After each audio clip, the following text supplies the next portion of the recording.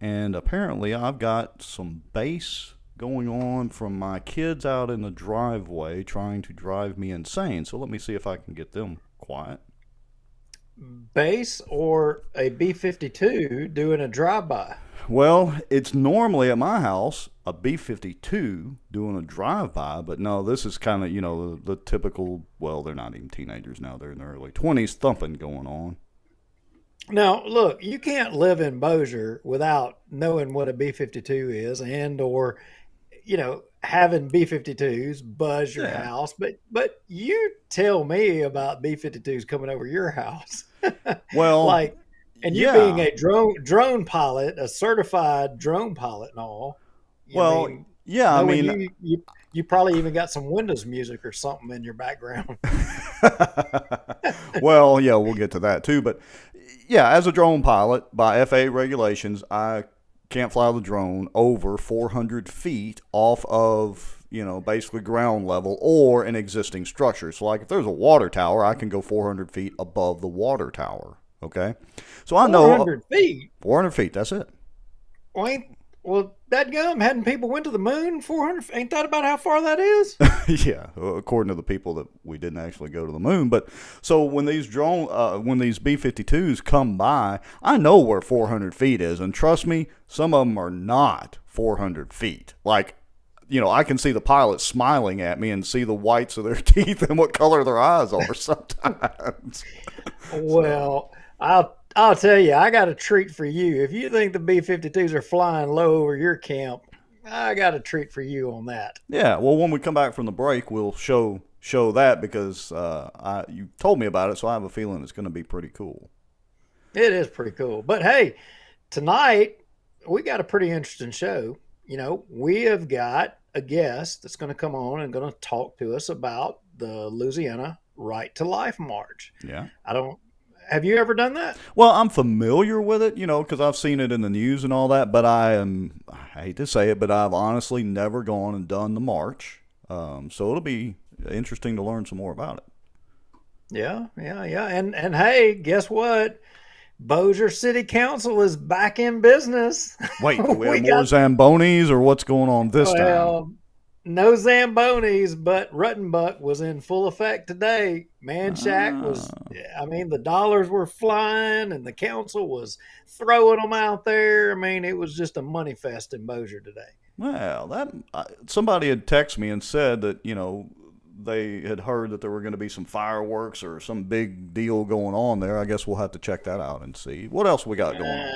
I don't know about fireworks, maybe sparklers, you know, not fireworks. Uh, Never fireworks at the Bossier City Council. So what else? Oh yeah, we got to talk about um, Mike Johnson and the Barksdale Gate situation. Slight correction, but also an update to some of that information. And so we'll mention that. And I'll tell you what, we'll go ahead and do our countdown, folks. We've only got about 20 people watching right now, which we appreciate every one of you. We did not advertise or put out a scheduled deal for this show tonight, although this is our regular show night. So we would appreciate anybody and everybody tagging friends, share this out in any social Facebook groups you're in or whatever, and let everybody know that we're definitely on live tonight. So in the meantime, let's go do our countdown, and we'll be back in about 2.5, 3 minutes. What do you say, Mr. Lowry? Sound like a plan. All right, folks, y'all know the drill. Go get you something to drink, grab you some popcorn, tag a friend, text a friend, tell them we're on, tell them to go to Facebook and find us, Bossier Watch, or to YouTube. Find us there, search for us. We'll be back in about 2.5 or 3 minutes. Just they feel helpless, they don't feel heard, they have nowhere to turn. In all honesty, we try to lay low a little bit because of the fear that we would not be able to camp there. And I titled it A Shot Across the Bow of the Good Old Boys. Hello everybody. I don't think I've ever done a video before on here, but yeah, I wanted to tell y'all what frustrates me a little bit about permits. Cockroach of the week is, drumroll please, Allie Feaster Smith. We can't be apathetic about what's going on in our state. We have to all pull up our bootstraps and get on top of this. So you're right. There's a problem out there. I mean, and man, you can see it everywhere. Well, look, we have allowed government to become our wherewithal to everything. Well, I've not heard my name in stable or Baton Rouge in stable in the same sentence in a long time. You're about to be killed by a Zamboni, or you're gonna die in 5 minutes.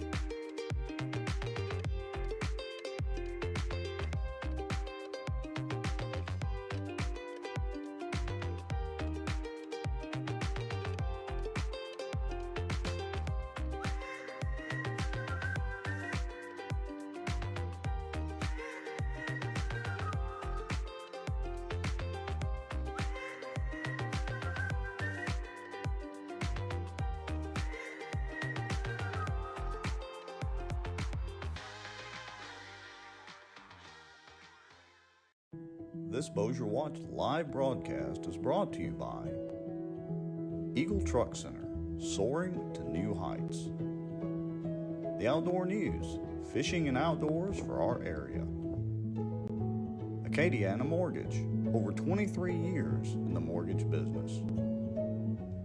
Smarter Geek, making technology easier. And the many supporters, donations, and folks sharing information and watching out for Bossier. Now, grab your popcorn and a drink. Here we go.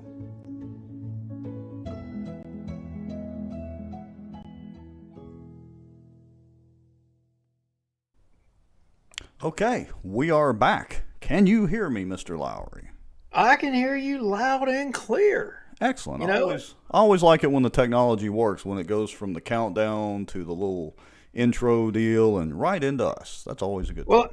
I'm still hearing these weird sounds, these weird, musical things in the back of my head that for some reason I've heard before, but now that I'm an Apple guy, I just don't hear those things anymore. I converted you over to the dark side. Well, let's see if anybody listening. We got about 30 plus people watching. So, folks, I'm going to play a little bit of music here for 20 seconds or whatever, and see if anybody during the show, if you can guess what this is, and if you can, just put it in the comments. So here we go for a second.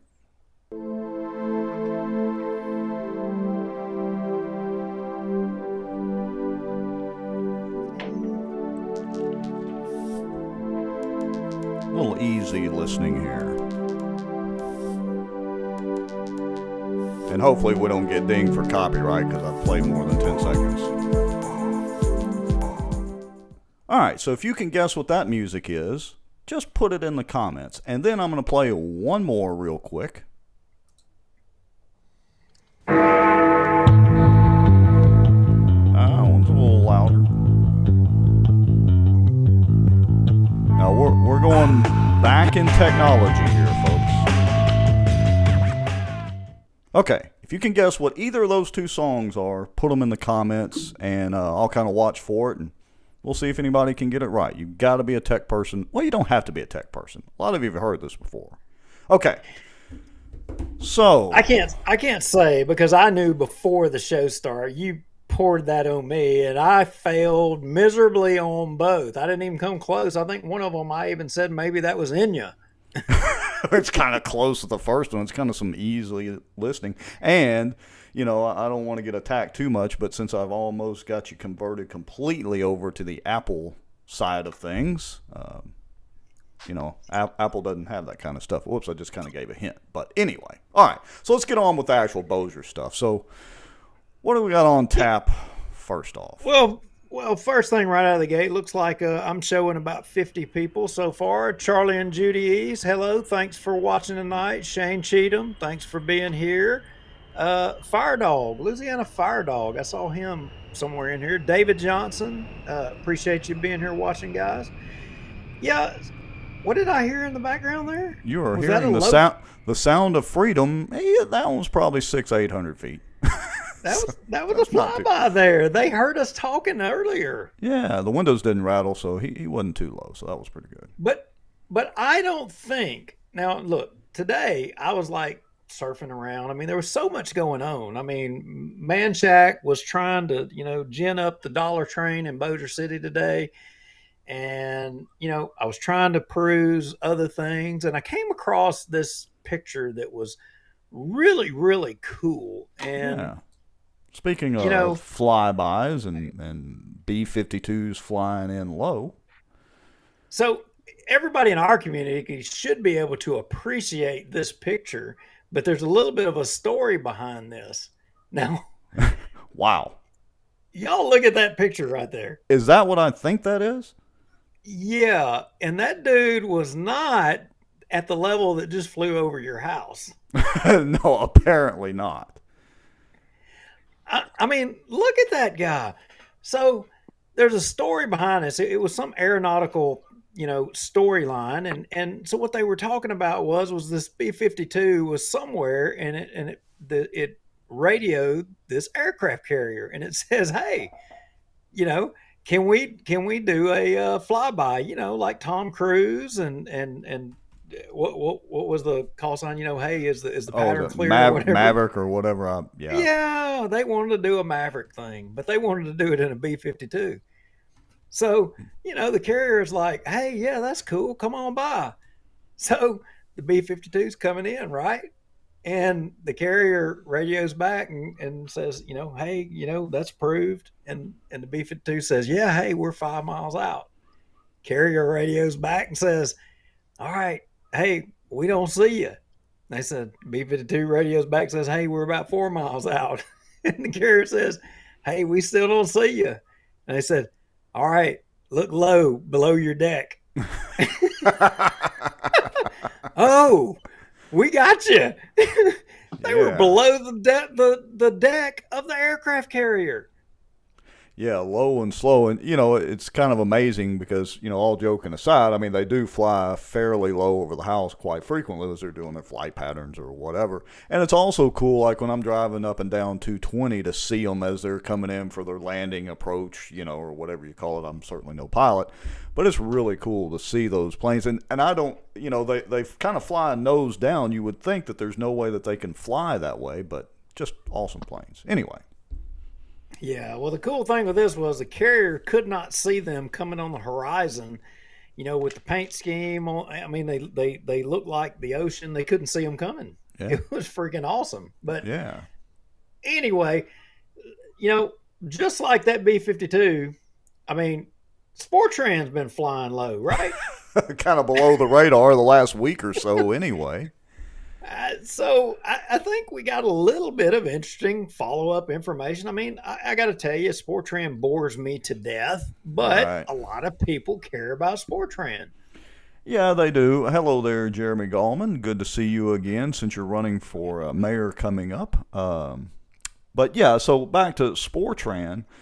And I'm not going to spend much time on this, but they haven't really been in the news too much really in the last week. But we did get sent some video from, oh my goodness, I don't even have the date in front of me right now. We were going to talk about it last show, but I think it was like maybe 2013 or I don't know, it was quite a while back. But anyway, it was a city council meeting.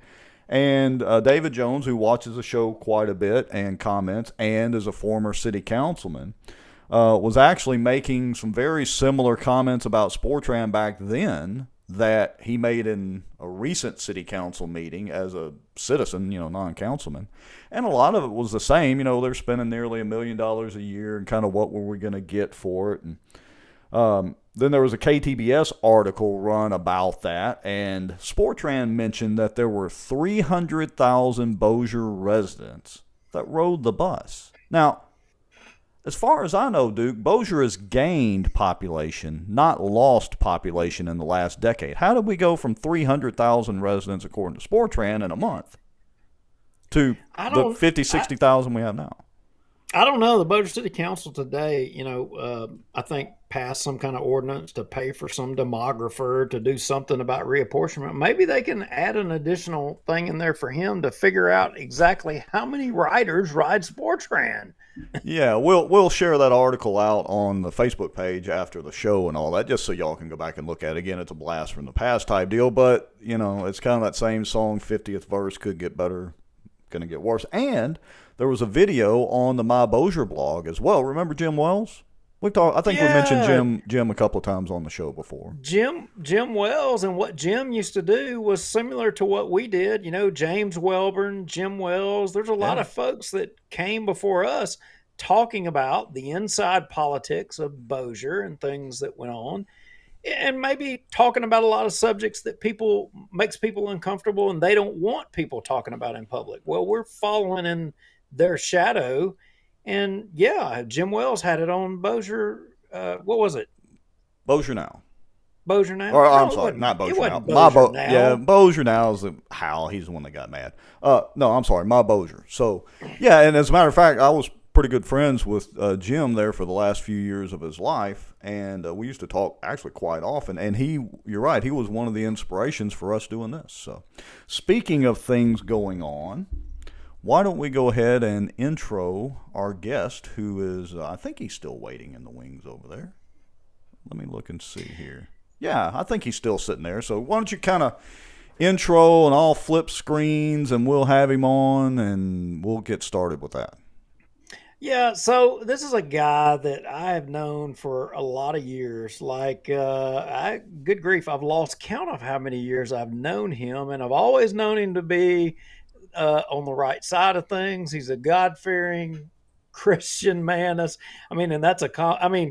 you die tomorrow, and if anybody says that you're a God-fearing Christian man, that's a good thing, right. Jensen? But thank you for the kind words, Duke. Jensen has always been on the right side of things. I've worked with Jensen down at the Republican Party, and he's always been on the right side of things. He's been involved with a lot of movers and shakers in the political world, and influencing things. And now he's in a different role, and he is with Louisiana Right to Life, right, Jensen?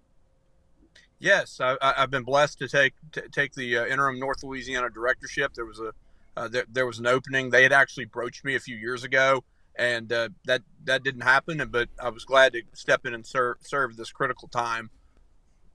Well, we're glad to have you on the show this evening, Duke. If you don't mind, and Jensen, we've got a couple of quick, about a minute of video from that I pulled from the Right to Life page, and we'll. Well, Rex, hold up a second. Okay. Before we go there, let's take a walk down memory lane here, and I'm also going to tug at Jensen's heartstrings a little bit. Here we go. Because it sort of tugs at mine, and it's something that Bossier watched, something that we did early on. But Jensen, Rex, you don't know this, but Jensen was very tied into the Luke Letlow campaign and with Luke. Oh, really? No, I didn't know that. I'm glad you mentioned that. And Jensen, I don't know if you realize it, but about a week before Luke passed, Luke did an interview with us on, our show, kind of when we were just first getting started. Wow. Yeah, and so, I know that was hard for you to move on from the Letlows to doing what you're doing, but, I'm interested to hear some comments from you about, Luke and there in the end. I recruited Luke in the dorm room at Louisiana Tech in the Louisiana Tech College Republican Club. So I've known him for a number of years. It was,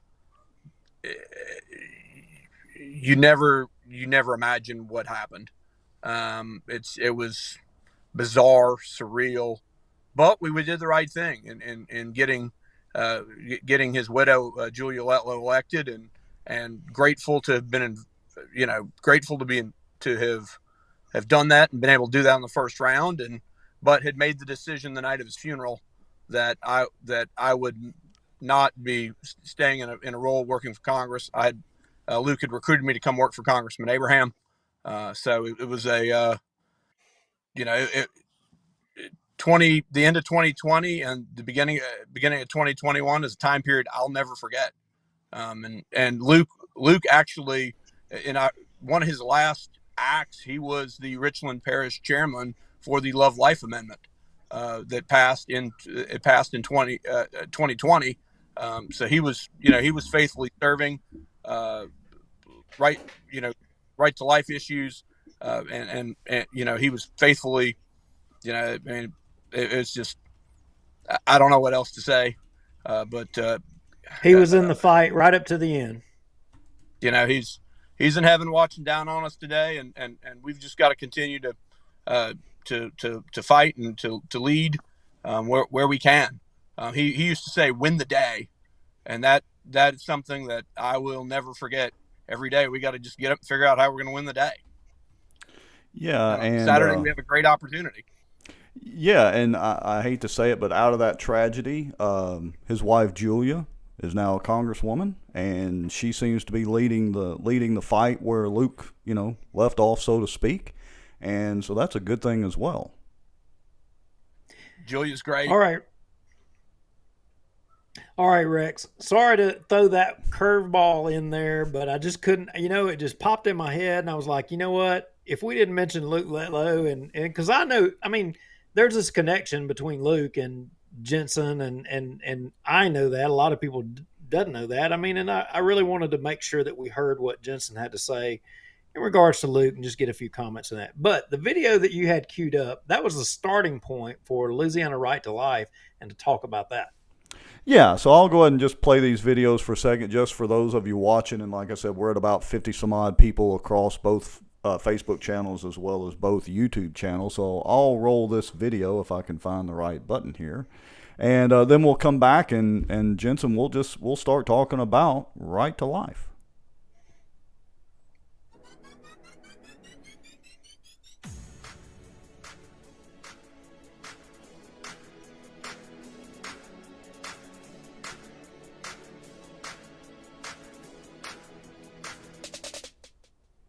And let's roll out. We believe in a future of hope, a future where every life is welcomed with love and protected by law. A future where the needs of mothers are met and adoption is celebrated. A future where persons with disabilities and our elders are respected and valued. A future where the rights of all, even the smallest among us, are paramount. So whether with the youth, at the Capitol, on the streets, or in our communities, we make a difference. And we will never let violence stop us from building a future of hope. We are Louisiana Right to Life, and we are proudly pro-life.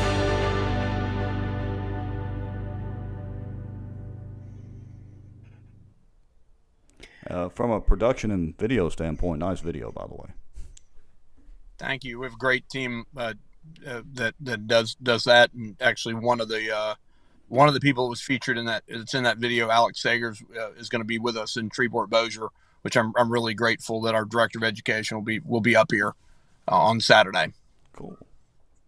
So Jensen, the reason we asked you to come on was because this weekend we've got, the Louisiana Right to Life's got a big event coming up. And, I think it's hard to believe, but I think maybe that there's people that don't know what's going on, and maybe people don't know, maybe even they don't know a lot about the movement. They don't know a lot about the march, what it stands for, and we thought, you know what? Hey, what a great opportunity to get somebody on to talk about the subject, and let's promote it a little bit. So, what's happening Saturday?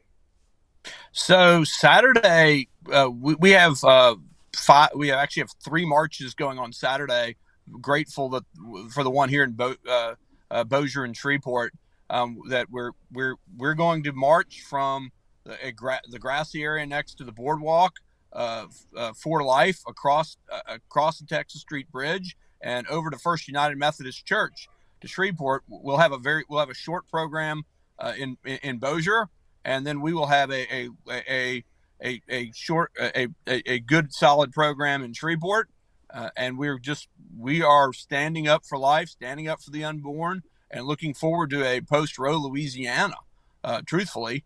And we are just thrilled to be doing it here. We're also the same day we have one going on in Baton Rouge and one in Lake Charles, and then Sunday we do one in West Monroe area, and then on 2 weeks later we do one down in Rapides Parish. So it's finding our supporters statewide. It's a great time to be energized with other fellow pro-life folks, and we're honored to be able to do this. The DC March is happening on Friday. Congresswoman Letlow, who you just talked about, is actually going to be one of the featured speakers up in DC this year for that march.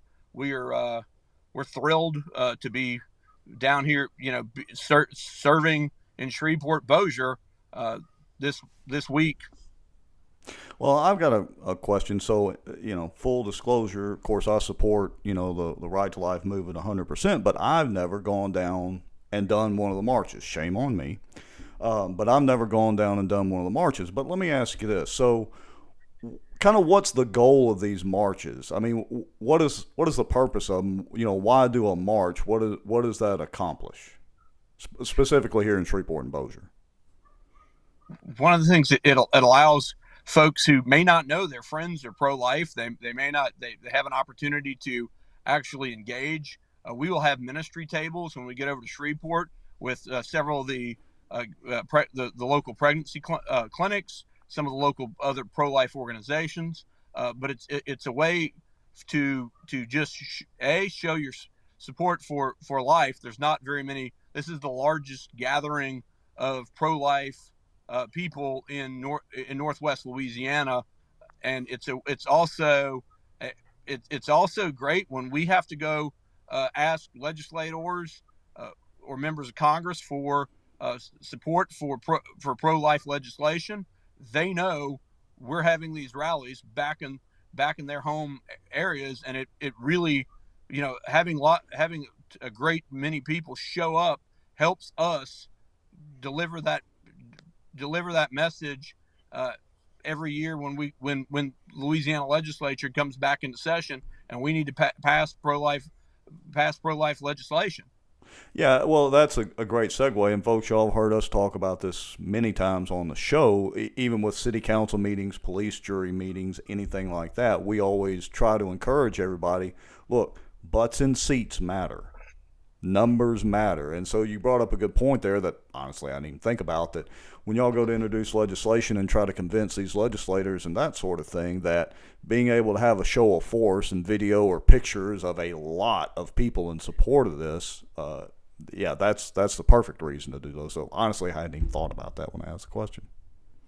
Yeah, and truthfully, so far we still get some pretty bipartisan support on a lot of things we do. I'm not going to say I don't know what the future holds, but we are grateful at Louisiana Right to Life to be able to work with people that may be all over the spectrum on a lot of other issues, but at the core they understand that a child is a child, and that child needs to be protected. And so you mentioned also, marching at D.C. or whatever as well. So apparently I think I've heard that we have kind of an important case somewhere up there around the Supreme Court here recently, don't we? We do, and it came the case out of the Dobbs case out of Mississippi.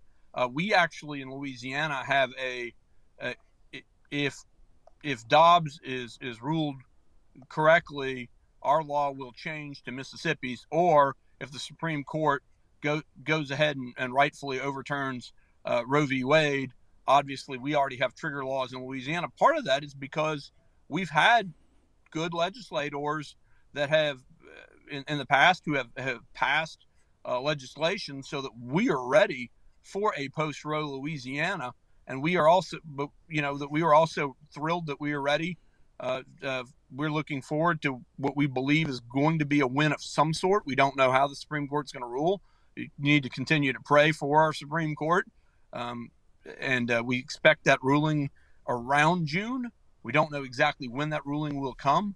It could be May, it could be a few days here or there, but we're looking forward to it based on what we heard out of the Dobbs case, and truthfully, what we saw the Supreme Court do with a Texas case that they with a case out of Texas. We were also encouraged by that by their actions as well there. Yeah, and Duke, I don't want to hog the mic, so just chime in at any time. But it's kind of interesting. I hadn't researched the current case very closely, but I always try to relate things to the Second Amendment. And one of the problems we've had in the past with court cases with the Second Amendment is sometimes people file lawsuits and they don't strategize real well. Then you have groups like in the Second Amendment case, the Second Amendment Foundation, and their whole reason for being pretty much is to structure lawsuits correctly and time them correctly with the correct people to get the rulings that we need to have to reverse some of these issues. It seems to me that this case that's currently in front of SCOTUS has kind of followed that same vein. We've had some cases before that potentially could have overturned Roe v. Wade, but they didn't, and maybe the timing is right and the case is right this time to, I don't know, when was Roe v. Wade? 74, was it? 73. 73. Okay. We feel good. I mean, we haven't felt this good, about this case is one we feel really exceptionally well about where it's going. Right. And truthfully, the Supreme Court, in there, if you listen to their the questions they ask, we feel really good. Yeah. All right, Duke. Well, so this weekend, everyone can show their support, and they can come out. And where do they need to go? Where do they need to meet? Where do they need to park to participate? In the march. What do they do?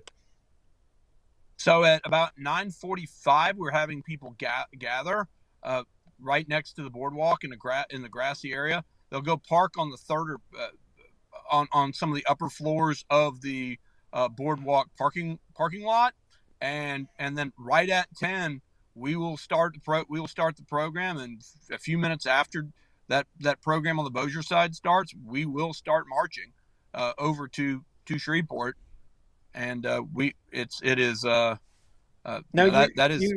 what time you will what time we will roll. I would encourage people to get there a little early if they want to. We're more than happy to meet with them. We'll be out there, and we're thrilled to be doing this in Bossier and Shreveport. Now you have some speakers lined up, I think, and if I recall correctly, there's one in particular that she is becoming a rock star. Assistant Attorney General Liz Murrill, who's a specialist in arguing cases. We were thrilled to get her up. We were thrilled to get her to come to Shreveport Bossier, and provide the real. I am not a lawyer. I provide some of that analysis and provides just the wisdom that she brings to the table. Was thrilled that she was available to come to Shreveport Bossier, and we're very happy to have her come speak. Yeah, and a lot of folks may not realize it or not, but isn't it correct that she was one of the folks that argued the case before the Supreme Court here in the last couple of weeks over the vaccine mandates? She's been heavily involved in a lot of cases that the Attorney General has been involved in. She is I believe she is the go-to for the Attorney General in a lot of federal cases, and I'm not 100% sure, but I'm very close to the fact that you're right on that, Duke. Just because I didn't unfortunately, I've been busy going back and forth between Shreveport Bossier and our march in Monroe, West Monroe. So I knew that I'm about 98% sure you're right, but I'm not 100% sure, and I don't want to lead your listeners, your viewers wrong. But I'm pretty sure if they Google it, they will find it. Well, no worries. That's why they call this a show. This is entertainment. You can be wrong with entertainment. And occasionally we have to correct ourselves. You've known me for years, Duke. If I don't 100% know an answer, I will tell you, Duke, I don't 100% know an answer. I'm only like 95% sure you're correct, but I'm about 95 to 99% sure you're correct on this one. Yeah, well, everybody watching, we would encourage you to go out and participate, Saturday in the Right to Life March. Meet down at the boardwalk, park in the parking garage. They'll have a stage, I'm sure, out there kind of in that little grassy knoll right there at the intersection. They'll have speakers. It'll be a great event. You'll get to march over the bridge. And you know what? Take your kids. I mean, you need to get your kids and have that discussion with your kids. Your kids are growing up. They're going to become adults. They need to understand about this issue. And this is a great way to expose your kids to this subject matter and to be able to have that discussion. And, it's a great family event. I've done it. In fact, the last time I done it, A.G. Landry, ironically, was there, but it was cold that day we did it. My goodness, it was freezing cold. I didn't want to walk across that bridge because I didn't have enough clothes on. But, I don't know. I would we'll see how it turns out Saturday. It could be a little cool Saturday. We want people to come on out. And if people need more information, we encourage them to go to prolifelouisiana.org and or LALifeMarch.com. And if people want to go tell their friends, they can go post on Facebook about it. There's a link on the website specifically about the Northwest Louisiana March, and we want people to invite their friends. If they've got relatives and friends in other parts of the state, they want to invite them to those marches, they can do that too. And we are thrilled for that supporters are doing that all across the state, and we're thrilled to be on tonight with the Bossier Watch, and thrilled for the opportunities to talk about this to our friends and colleagues.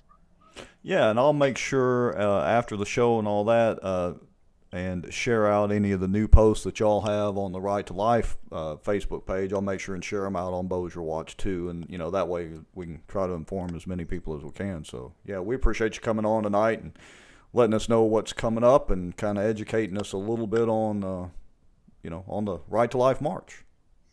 Thanks, Jensen, for coming on, brother.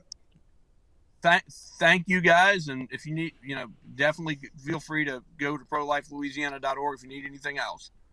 All right, appreciate it. Well, you're welcome back on anytime, or if y'all have an event or something you need to get the word out, just let us know, and we'll be glad to have you or anybody else in the group on.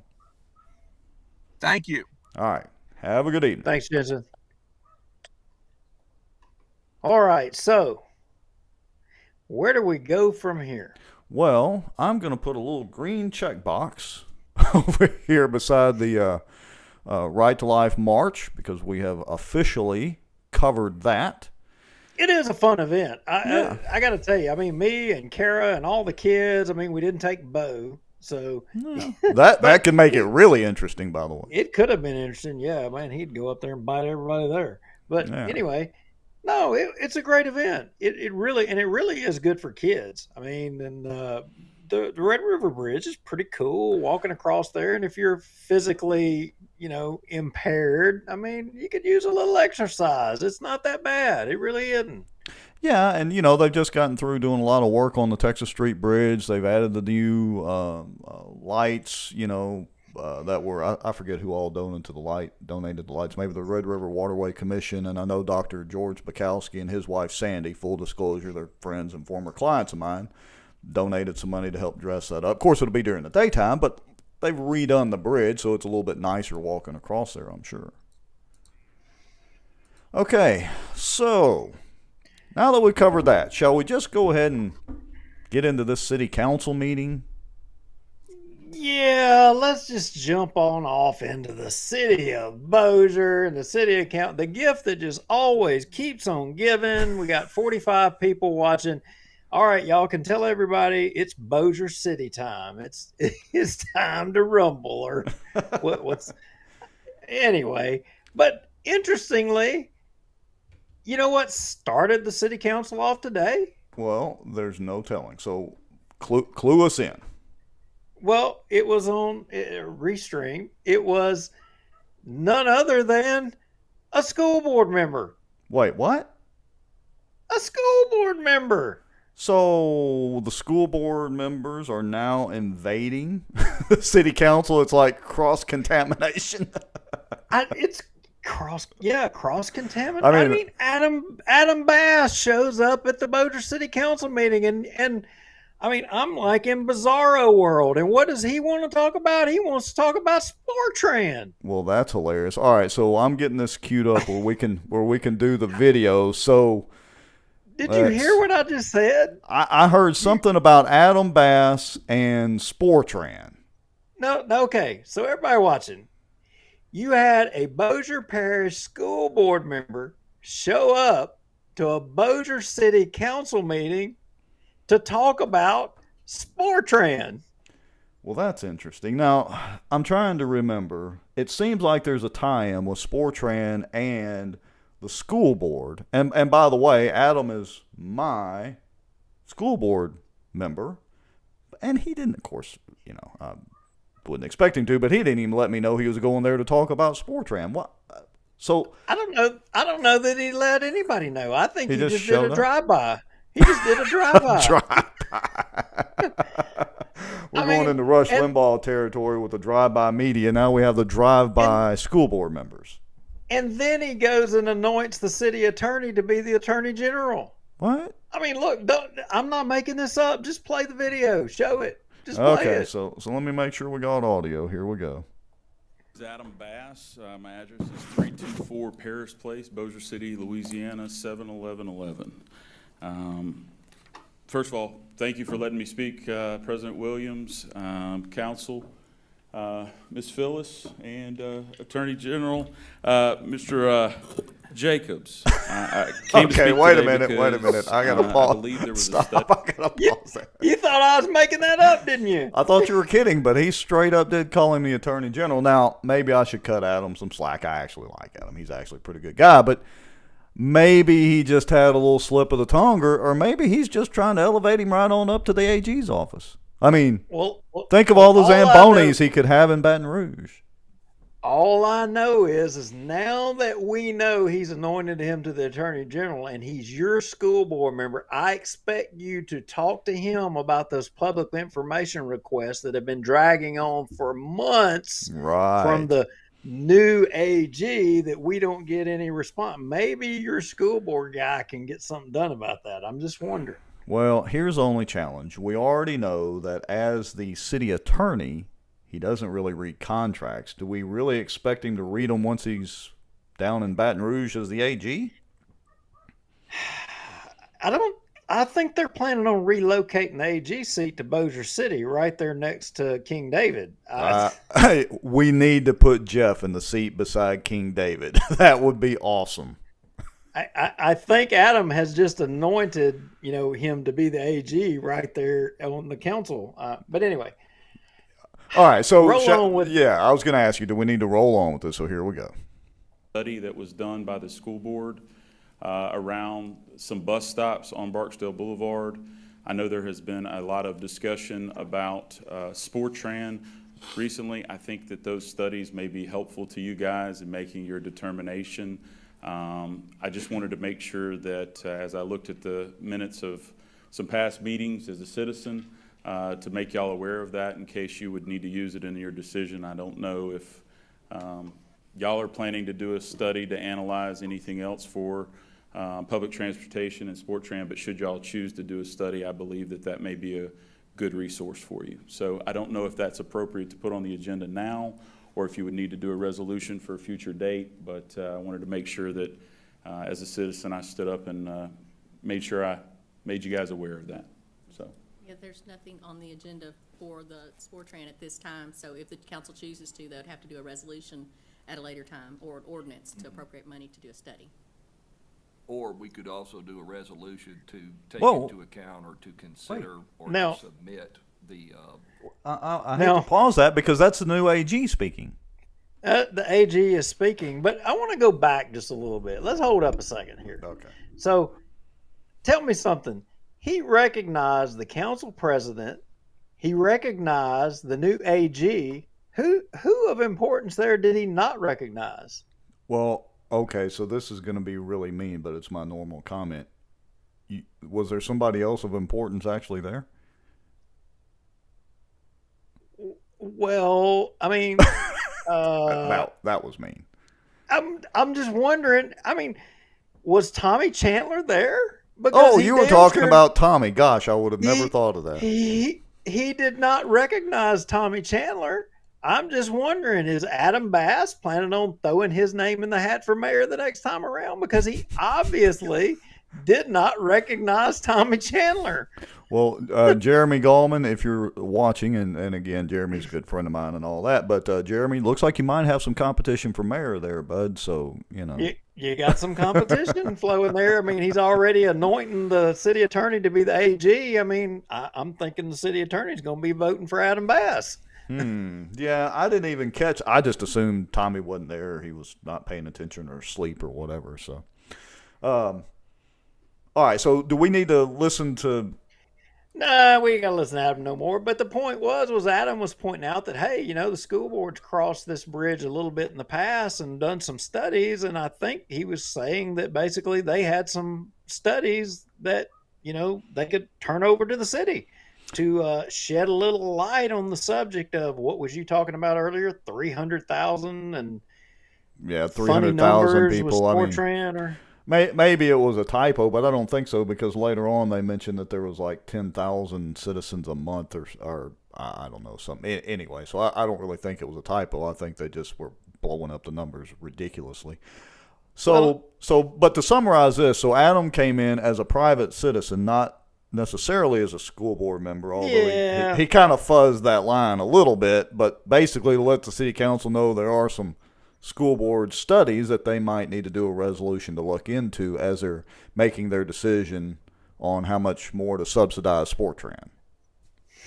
Actually, Bullet points out he did recognize Phyllis. I mean, see, he does know who's boss. Exactly. Yes. He does. You know, but the Sportran thing, I mean, David Jones, I mean, did you watch that video that we got? The one from the last city council meeting or the one from years past?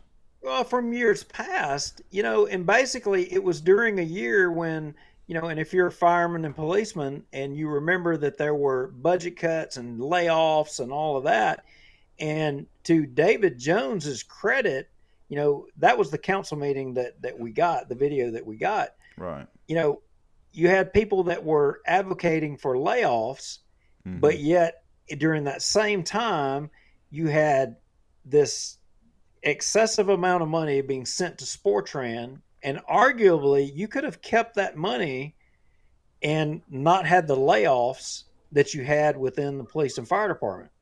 You could have kept your staffing of public safety, but you chose buses over public safety. Yeah, and that's a good point because, you know, in watching that video, and I'm kind of scrambling here trying to see if I can go back and find it. We'll play a few seconds if I can.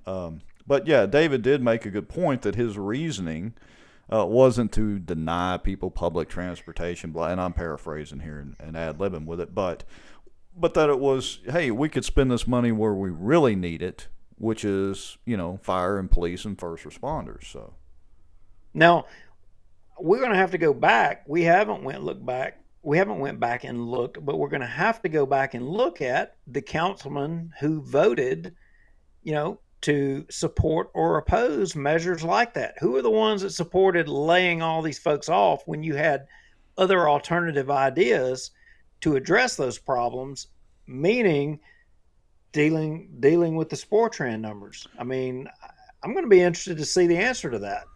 Yeah, we need to dig that video and maybe in a future show. Like I said, I'm scrambling trying to find it from last week or week before, and so far having zero luck at the moment. But yeah, there were definitely some city councilmen who were opposed and actually voted to diminish, for lack of a better term, diminish the role of our first responders in town. And so, of course, that's a whole other can of worms right there. Yeah. Now, let's segue a little bit. We've done. I don't know. We're beating the bus horse to death again. Yeah, let's get off the bus. I Right. mean, do we want to keep going down the road for Manchac, or do we want to real quick? Do we want to jump off on the Barksdale Air Force Base gate, and then come back to Boulder City Council? Yeah, let's What do you that. wanna do? We'll go ahead and get the gate out of the way. We'll just give everybody a zigzag path tonight. So yeah, let's go over the gate situation because Now, that's last kind of show, easy to run down. Yeah. Yeah, last show, we talked about the Barksdale Air Force Base gate. Talked about how where's the funding. Talked about the Armed Services Committee and money that comes to it. And it was brought to our attention that funding had been secured for that gate, so that we were wrong in our reporting on that, as well as the fact that Mike Johnson is now on Armed Services Committee. And so we did a little bit of checking, and as it would turn out, guess what? He is on Armed Services now. Yes, he is. He wasn't before. Okay. But he is now. All right, So now- we were wrong. And then we also checked on this funding thing. Well, media reports say that it's funded. They do But- say that it's funded, but then we got some messages, let's just put it that way, that, well, wait a minute. Just because something's funded doesn't necessarily mean that it's going to happen within our lifetimes.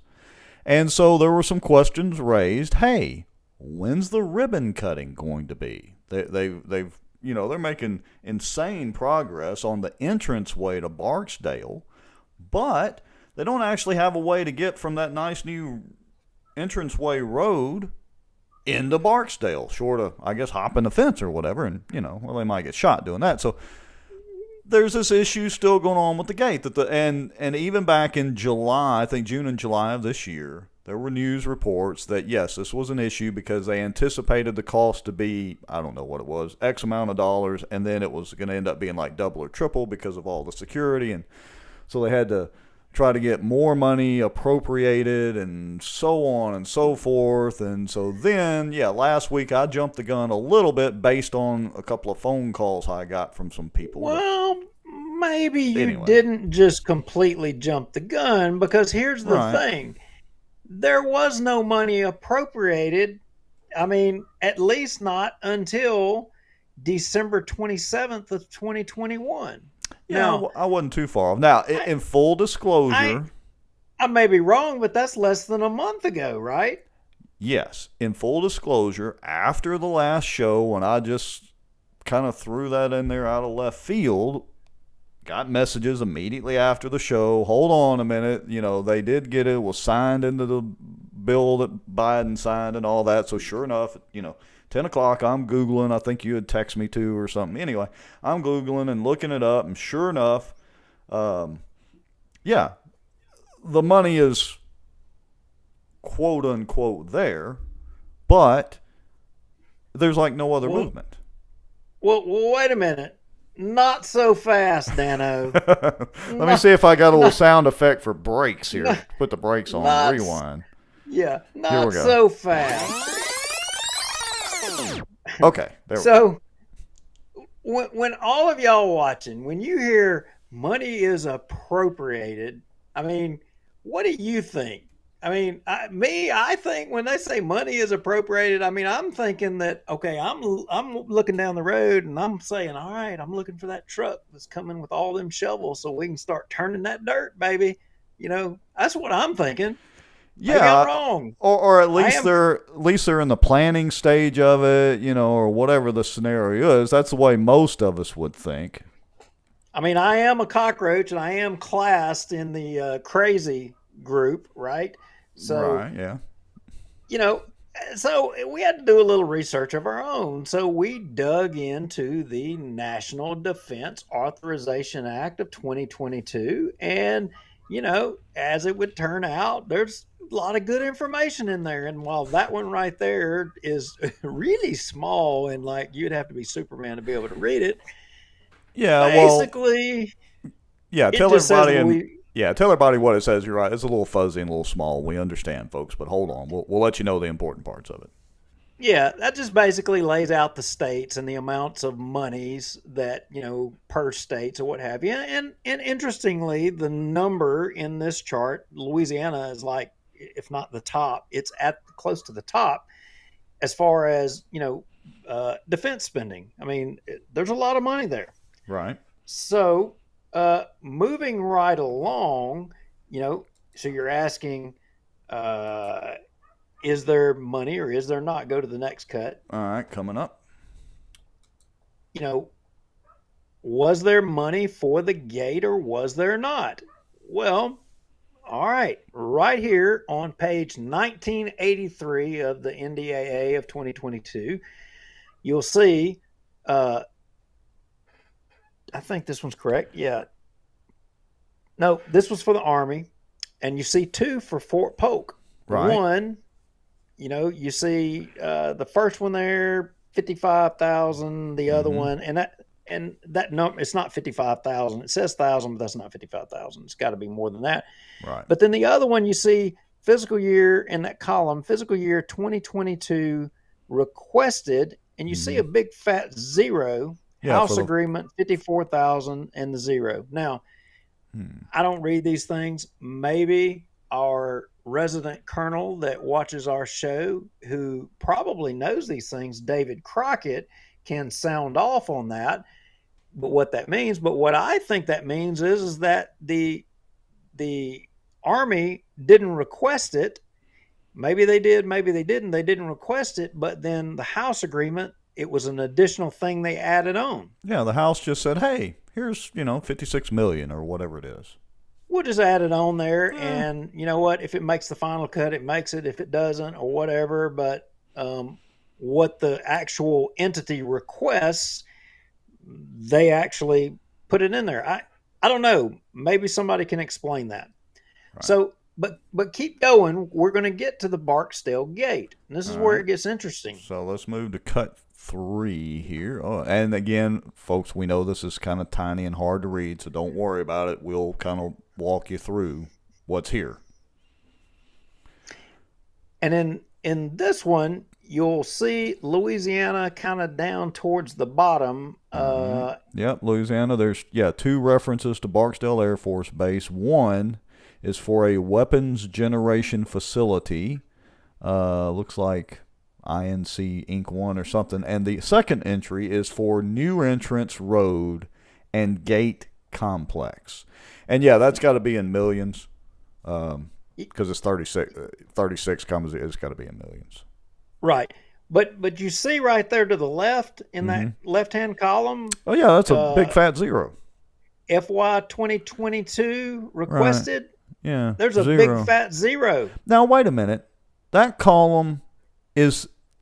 And for those of you, listening to the podcast version of this as we release those and all that, the column we're talking about is for the Barksdale Gate, the new gate to be able to use the new access road, entrance road that's being built from I-20. The zero is in the FY 2022 request. So that looks to me like the money wasn't actually requested. I don't know. Maybe, here's what I'm thinking. What I'm thinking is that what happens is that, the military requests for projects, and then it goes to the Congress, and then the Congress, all these congressmen and everybody that want, to beat their chest and say, I did this or I did that or whatever. They put all these amendments in there and put these little projects in there. And then, it goes through the process. And then at the end of the day, they get a big fat zero for the ones that are actually going to make the cut and have to get done or don't get done. And I think that's the case in this one. I'm not saying that it would be only just Johnson. There would be a ton of congressmen because there's a ton of these that have zeros all put in there.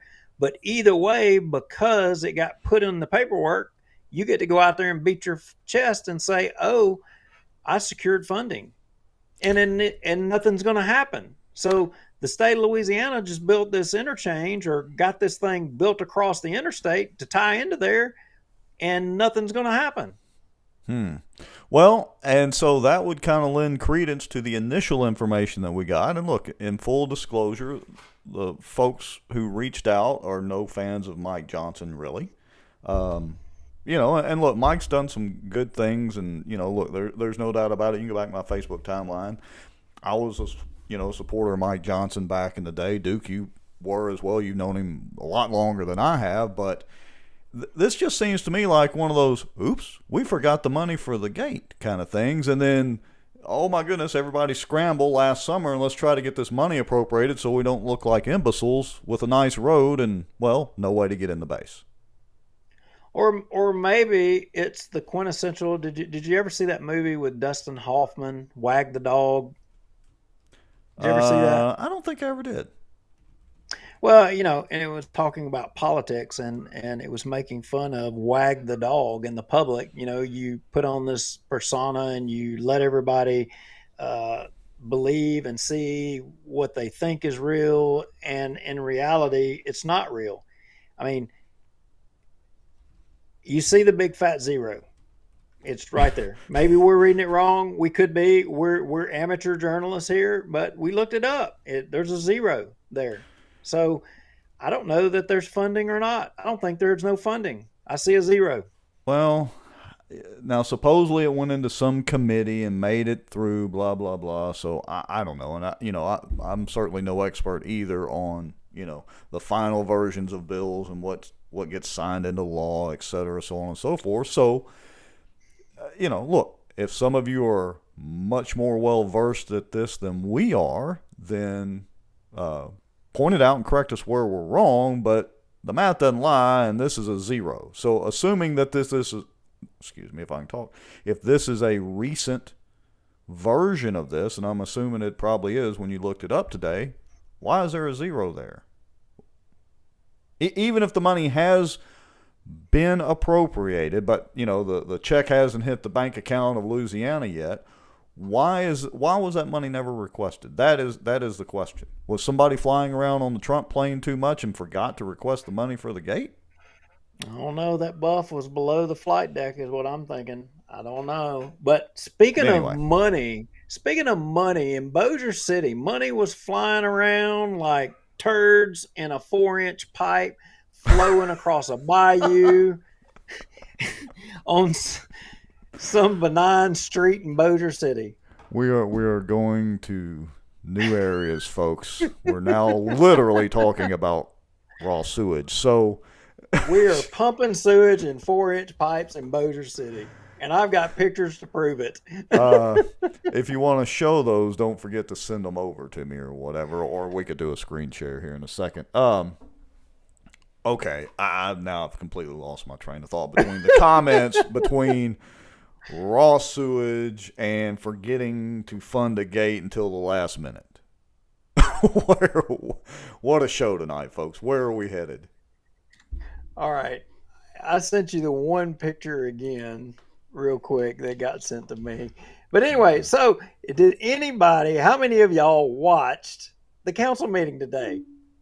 Because a lot of people, I don't think anybody was paying attention. But I will tell you, and here we go, Chris Smith and his new cohort, they were actually, I think, paying attention in this council meeting today. Really? And yeah, and nobody, I'm getting a little bit of a head. You know, Right. on our Restream video, there was a point that I wanted to make.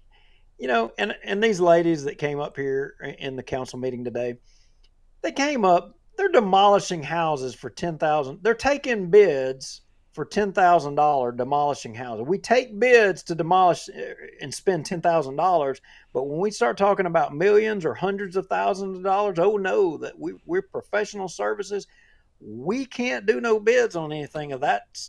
Wait, You know, isn't there a amount of famous money. Bossier City Council quote? What was that quote? We something. We don't do something. We don't. What We don't. what don't we get- do in this we- town? Help us out, we folks, don't- in the comments. We What don't don't get we do? takeout.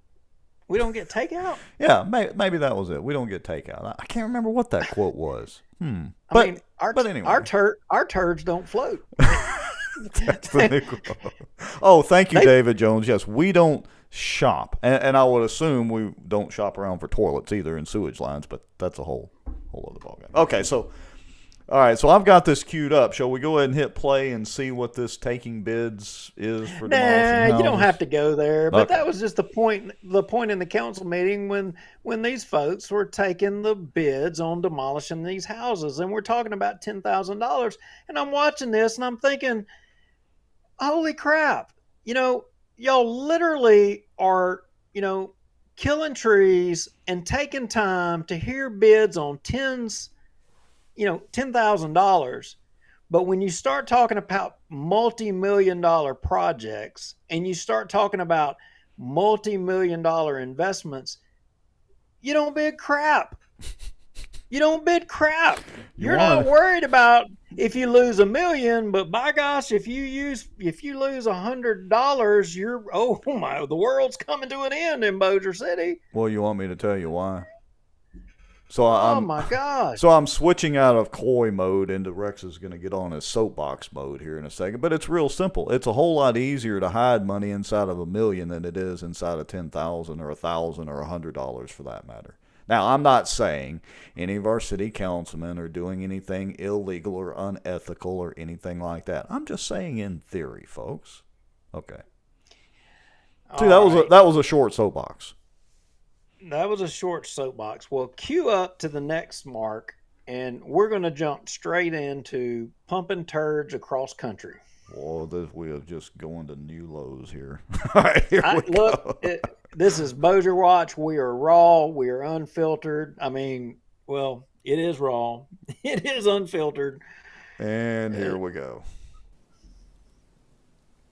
New business.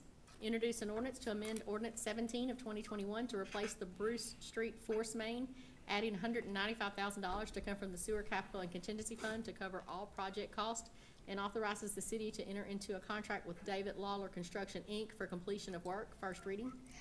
Wait a minute. Let me pause there for just a second. That's adding $195,000. Is this or whatever it was? Is this the infamous one where it started out at like 95,000 and now it's ballooning up?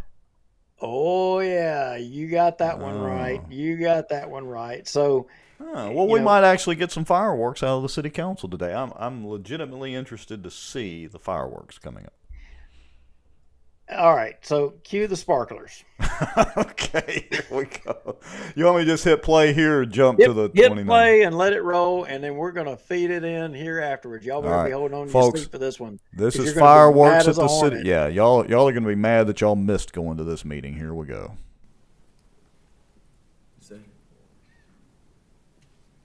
Council, any questions?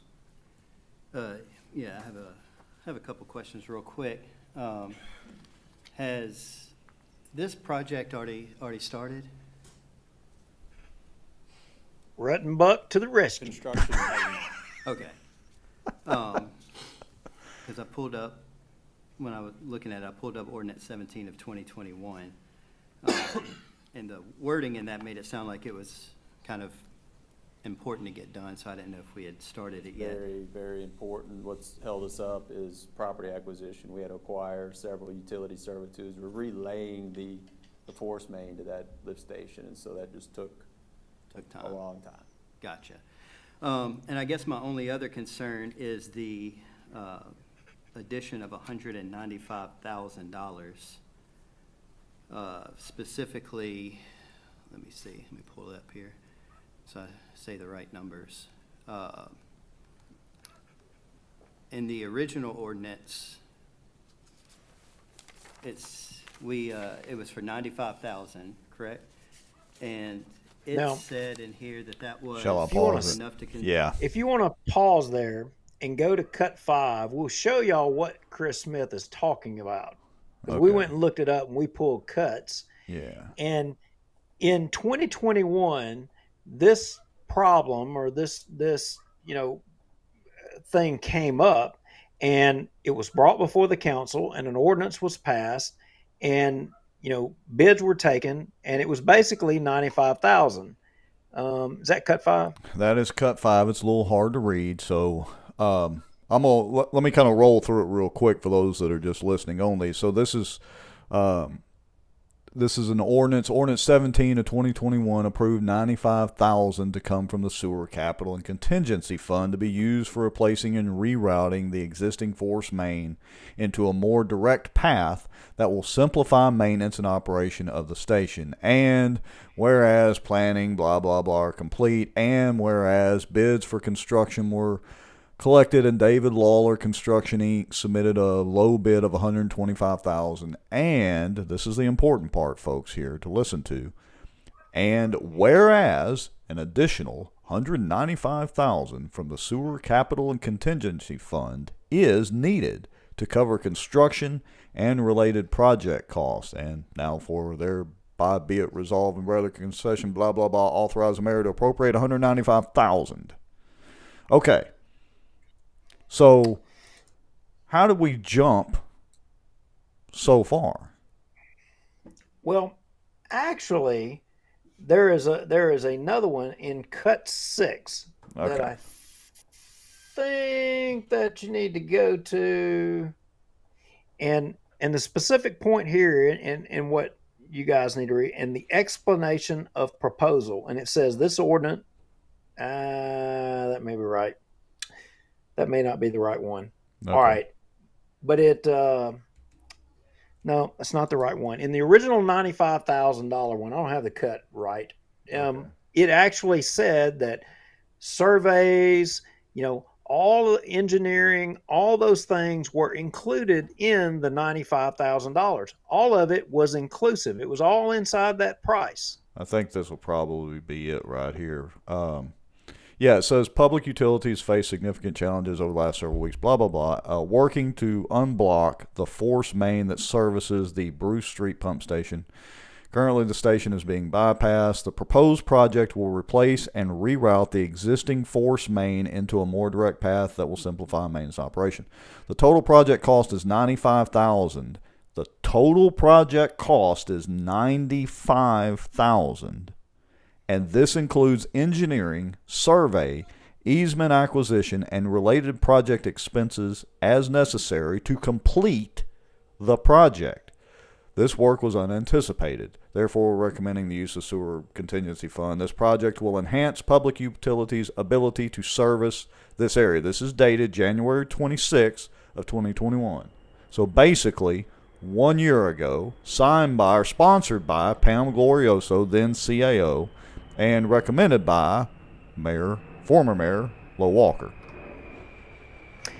Yeah, and so that was what Chris was talking about. I mean, one shot, $95,000. A year ago, $95,000 was going to take care of everything on this whole deal.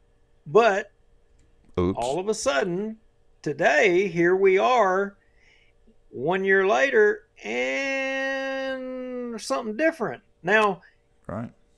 Don't take our word for it. In fact, when that 95,000, and let me see here, there was actually an invoice was attached. You talking about the budget? From Manchac.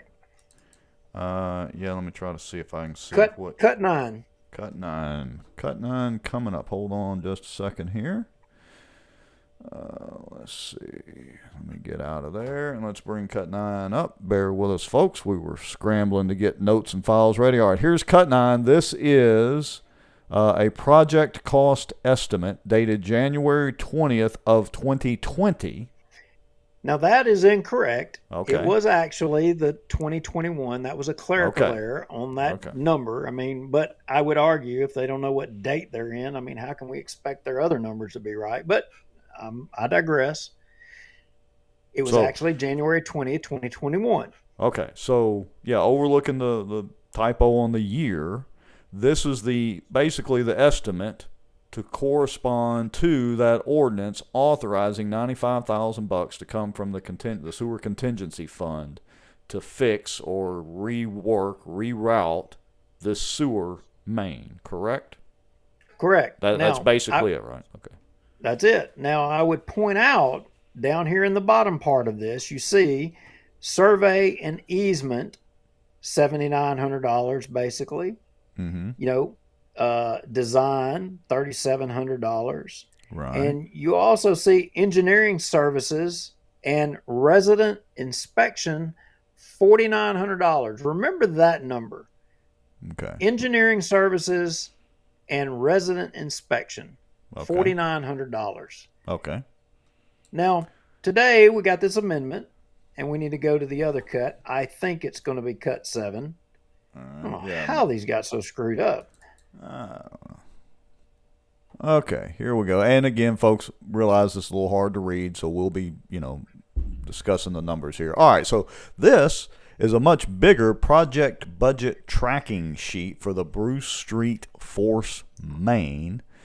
And yeah, Duke, so these numbers look a lot bigger.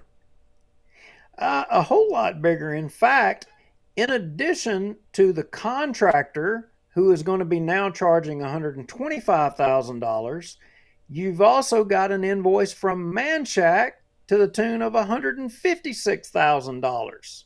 Additional 156. Yes, that's right. You heard me. Okay. Wow. So remember me talking about resident inspection a while ago, and on that other one, 1 year ago, or $95,000 total to do the job, inspection, engineering, right away, all those different things. Mm-hmm. Now remember resident inspection, it even included something else, and it was like $4,900. Well, yeah, $49.55, I think it was, or something like that. But yeah. Well, if y'all can look at that, 4 lines down, resident inspection, $45,000. Oh, wow. Well, they must have forgot some zeros on the last one. So, and look down here, bypass pumping efforts, $50,000. So what we've been doing is, you heard me joking, out of a 4-inch line pipe, we've been pumping turds out of a pump and a hose for the past year. Now, remember emergency. Remember we were talking about earlier that a year ago this was an emergency. Right. But apparently it's not that big of an emergency because we're moving sewage as we speak. Well, and of course, I wasn't sitting at the council meeting, and I'm neither Chris Smith nor Brian Hammonds for sure. But that would have been one of my first deals. Is if it's such an emergency, then why are y'all billing $50,000 a year for this? Why don't we get it fixed, boys? Engineering, sir. I mean, I'll compare those two things. Go back through our video. Y'all can watch. Look at this one from today, and look at the other one from that previous council meeting. And you compare those numbers and you see what you think. Yeah. Go back to the Restream, and everybody has a chance and an opportunity to give an explanation. It almost sounds like, but this is what Chris Smith was talking about. This is what he was looking at when he asked that question. He's wanting to know, how do we go from 95,000 to 280 something plus $1,000? How does an invoice change like that overnight? And I got to tell you, I'm dying to know too. Well, and Shane Cheatham, former third or one of the three amigos, says if we pay Manchac monthly to the tune of about $150,000 to be the city engineer, why do we have to pay them the additional money on this invoice? Well, that's a very good question, Shane. So, Duke, if you'll just give me about 15 seconds to grab my soapbox one more quick time, I'll tell you why, Shane. Because when you actually read the agreement, they're the project engineers, city engineers, / whatever. They pretty much aren't responsible for jack, but they get paid. And we'll have more about that probably next week, but that's pretty much it in a nutshell. It's like the cushest job ever. They got contracts that even the city council and the mayor aren't on the agenda or list to be able to know about, okay? And they are not accountable. So if they make a mistake, oh, no. They aren't accountable for nothing, in which we're going to cover that. And here's the thing.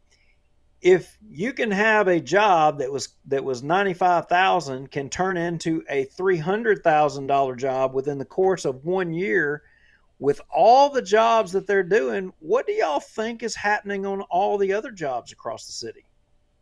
Yeah, this is just one. This is just one in particular that a question was asked about on this meeting. There's no questions asked about all these jobs. All right, so shall we keep on rolling and listen to Ruttenbuck's / Matthew McConaughey's excuse? Let's hear it. He's smooth. He's got to have a good answer. Okay, here we go. Enough money for the project, which we know the bid came in a little bit higher, but also... Now, and I want to pause right there. Chris, if you're watching, when you're doing this sort of thing and you're going to get ready to actually try to grill him, even though I know you're trying to be a nice guy, don't give him the answers that he needs.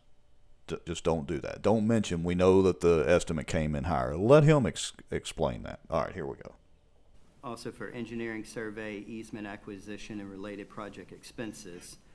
However, the new invoice of $156,000 from Manchac has engineering for $4,000, a residential inspection for $45,000, right-of-way costs $40,000, bypass pumping efforts $50,000. So just Manchac's miscellaneous service and fees is more than what was originally asked for. Yeah, and those aren't Manchac's miscellaneous service and fees. So the bypass pumping is not provided by Manchac. We had $50,000 in there. We've been bypassing that station and renting hose and working on pumps now for the last 12 months. So that's done by other providers, not Manchac. Same with the right-of-way acquisition. The city hires a right-of-way specialist as well as appraisers, as well as purchases the property. So the intent of this ordinance is to Okay, I'm pausing right there for a second. Okay, again, Chris, I appreciate you with your line of questioning here, but that's when you should have interrupted him and said, great. So do you have documentation and details from those third-party service providers and project folks that were actually doing that pumping to justify how it magically came out to an even $50,000? And then just drop the mic and wait for him to say something else. Okay, here we go. Do we want to play any more of this, or where do we want to go? Well, so context. No,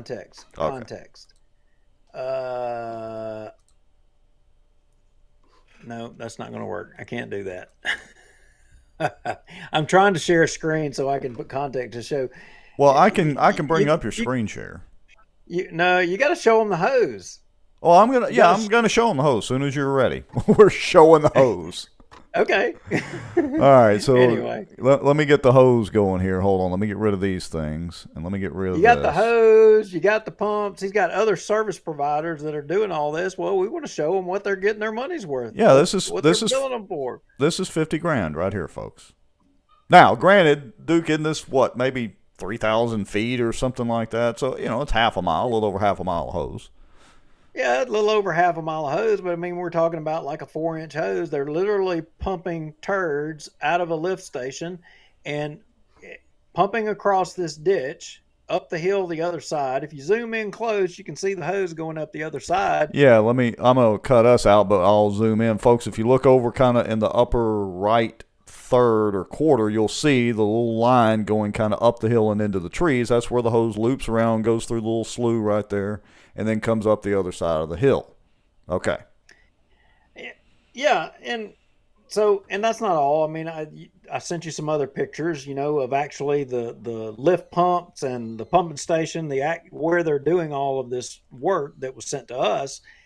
But here's the thing: they've been doing this for over a year. This was an emergency a year ago, and so we've been sitting here, and they say it's because of easement issues or right-of-way issues. Well, you've got a drainage canal here. You've got utilities here.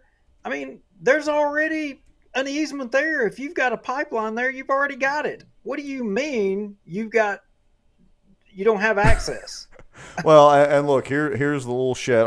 I mean, I don't know. How much is that? That's a nice little shed, I guess, kind of. I don't know. It's really not. I mean, how much is that thing worth?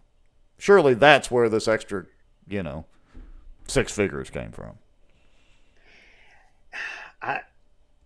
I don't know, but maybe it's this nice shiny pump, or I guess this is maybe the display on the pump. I don't really know, but maybe that's worth the extra money. I don't know. It may be. Look, folks, I'm being serious. I don't know how much these things cost. Maybe that does justify it. Yeah. So let's go back to the video, and we got to hear Ruttenbuck. We got to hear the explanation. Man, all right. I know I'm jumping you around like a kangaroo. Yeah, hold on a second. Let me get. Let's see if I can get to the right screen here. Okay. That should be the screenshot right there. All right, here we go. Let's go. Encapsulate all those costs into one, into this ordinance to move it forward. So our fees will include post design, which is construction administration and inspection.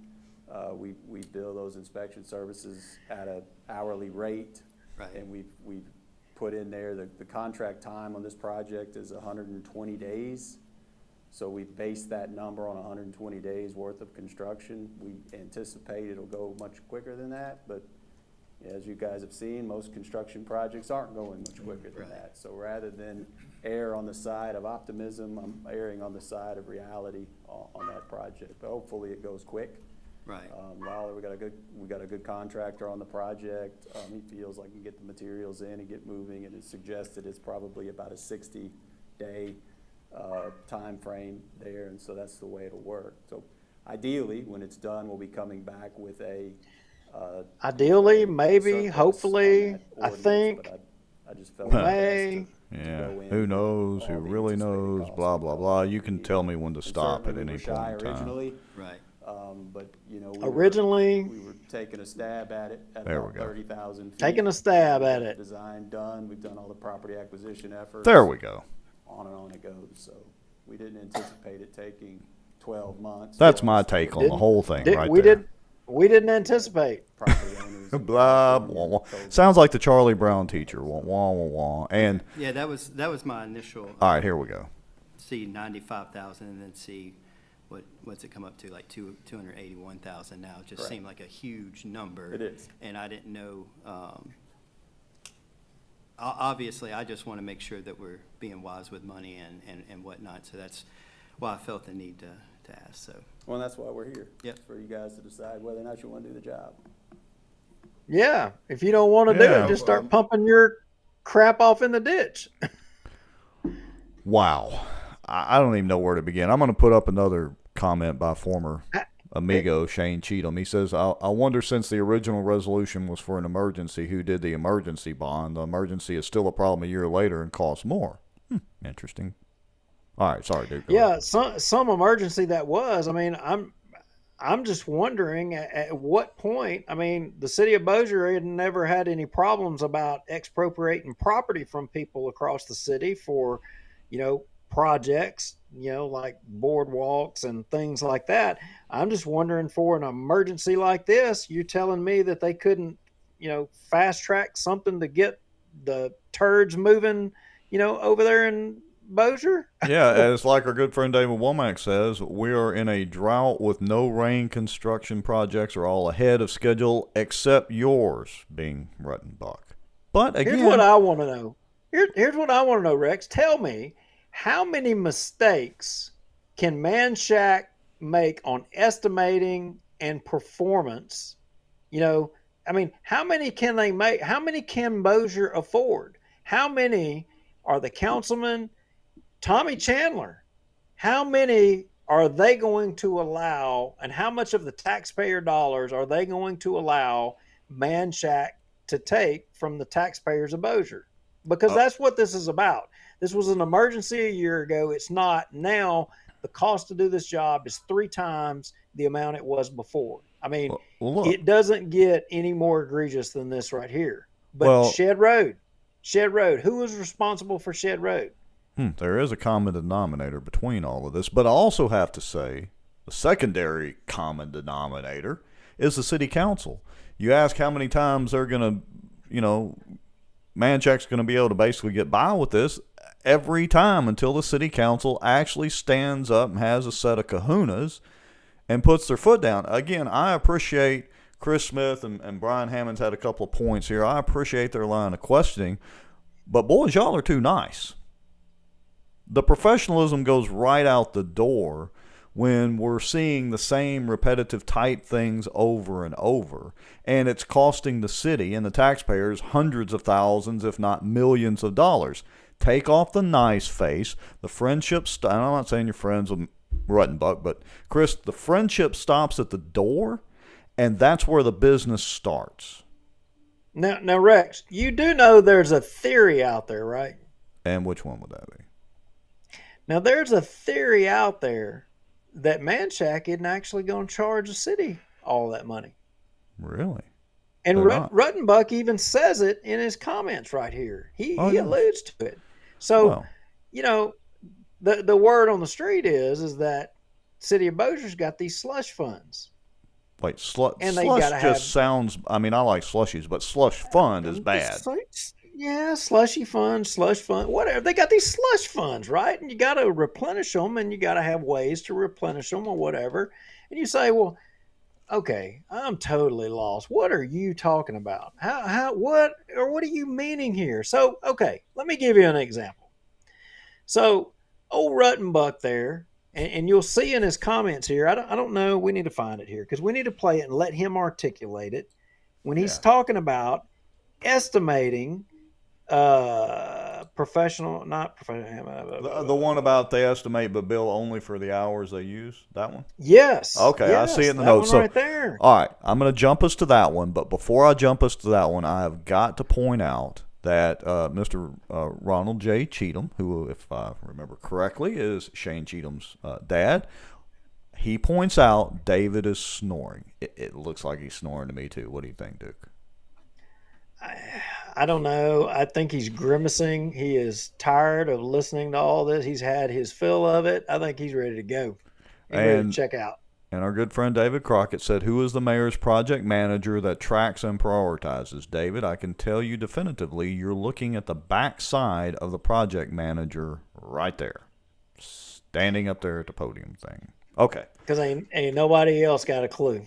Yeah. All right, so I'm going to jump ahead to the estimating timestamp right here, and let's see what this project management guy from the project managing company for the city of Bossier has to say. So that's what it's for. Is that billed out hourly, and you just kind of estimate? Billed hourly.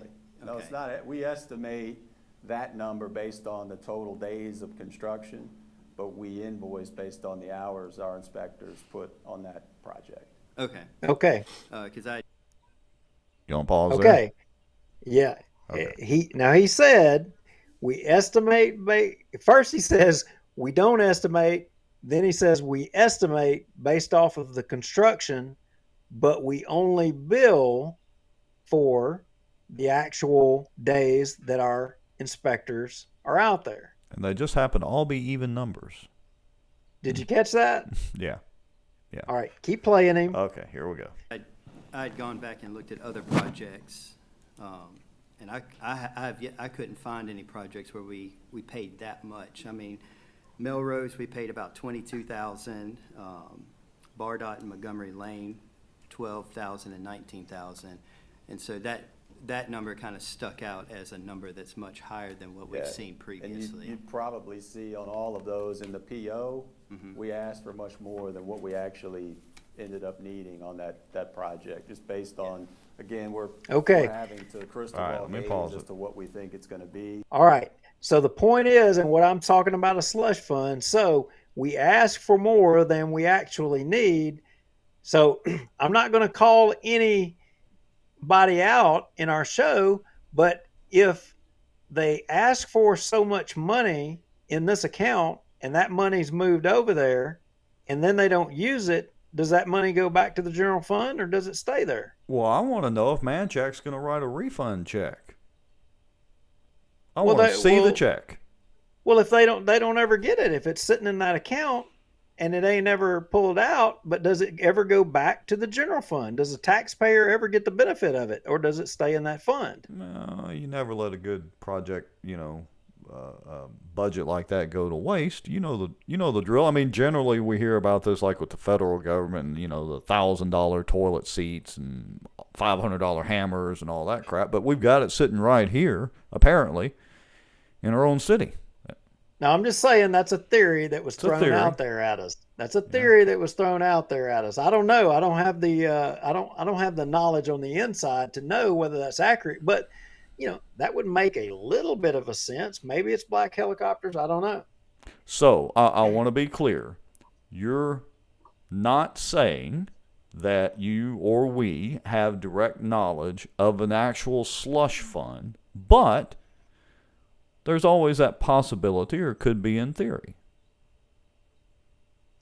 Yeah, it's possible. But what I do know, and what I can tell you for a fact is that you've got a project right here, which is an example, that was a $95,000 project. 1 year later, it's a $300,000 project. And this is one project, and these guys and this company are doing countless. I mean, we can go to the Manshak file and pull up, the public information request of all of the jobs and all the billing. The amount of money that's flowing through Manshak in Bossier City right now is freaking astronomical. And these guys, this is the closest to auditing and accounting of what's happening as you're going to get, is just these guys that just asked these questions in this meeting right here. Tommy Chandler, when he said he was going to get elected, he said he was going to audit everything. He ain't done jack. He's standing in the way of doing all that. Did he? I just noticed he's actually at the meeting. Did he even say anything in this meeting? Oh, they asked him if he wanted to say anything at the end of the meeting. He said, I ain't got nothing to say. Well, no, he ain't got nothing to say. Great. He doesn't know what's going on. I think Ashley Lee, hold on, I got to interject here. I think Ashley Lee has it figured out. She says the overage is going to the Zamboni fleet. I'm sorry, folks. I can't leave the Zambonis alone. All right. But again, I go back to how many mistakes can Bossier City taxpayers afford by Manshak? How many mistakes can they afford? And is this a mistake or is it intentional? But how many other, if they, let's just say, for instance, they estimated this to be 95,000 and they were wrong, and it actually is going to cost 300,000. How many more times have they done this? Yeah, and the city council just yes men, and they just voted in, and away they go. And like I said, I was kind of on Chris a little bit tonight, but again, I appreciate him and Brian both for at least asking some questions and trying to elicit some sort of responses. They're still they're doing what they were elected to do, what they ran on. Now, this line of questioning, came to another thing, and did you know that there is actually another? Let me find it. The suspense is killing me. Yeah. 2918 Hammonds. When Hammonds asked the question about, did this not fall under, the guidelines of their existing contract? Yeah. So let's listen to Brian for a second. I've got one for you, Ben.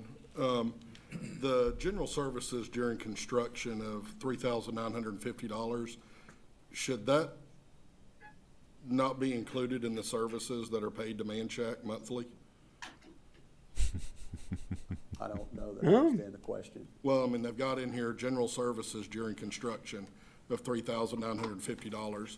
I know the city pays them a fee every month for general services, and I'm just wondering, should that be included? The city pays us a fee to manage public utilities. This is what we would consider a capital improvement project. We have a separate contract to do that work. Wait a minute. Is sewage part of public utilities? Well, I would think it is, but the key thing here is he just said they have a separate contract for that. Did you know that? Oh, so we've been getting jacked around. Yeah, we've been getting jacked around on one contract, but apparently there's more than one. Well, apparently there's a lot of contracts. You know, you got a public utilities contract. You got general management he's got a general management contract. Hell, they got a Walter O. Bigby Carriageway contract. I am so glad you were paying close attention to the video, because apparently I was not today, because that one would have slipped right by me. Good job. So speaking of contracts and speaking of Manchac and Walter O. Bigby, did you know what? We got that contract. Yes, we do.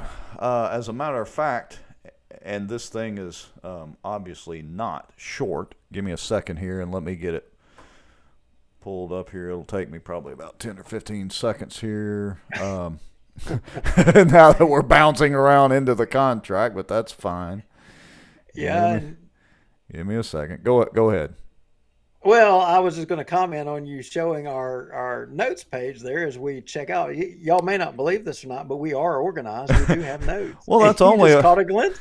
That's only about the third or fourth time I've done it tonight. Switching screens around in the software, I have to put us in another screen, and I'm just hadn't done it. So I don't think we said too many mean things in the notes tonight, so we should be okay. So talking about accountability, and nobody in Bossier City will talk about Walter O. Bigby Carriageway and Shed Road, and nobody seems to want to define the 8 digits or go there. They don't want to do that, and you know, people. Some people tell us they're anyway, I'm not going to go there. I was fixing to be mean. Rex. See, I'm retracting it. But wow. You know, okay. So tell everybody what we've got pulled up here, especially those that are just listening and can't necessarily see the video. So where are we headed? What are we kind of showing here? Well, this was the ordinance for the for Manchac being put in charge of to be the manager of the Walter O. Bigby Carriageway. Okay. I mean, and appropriating $2.1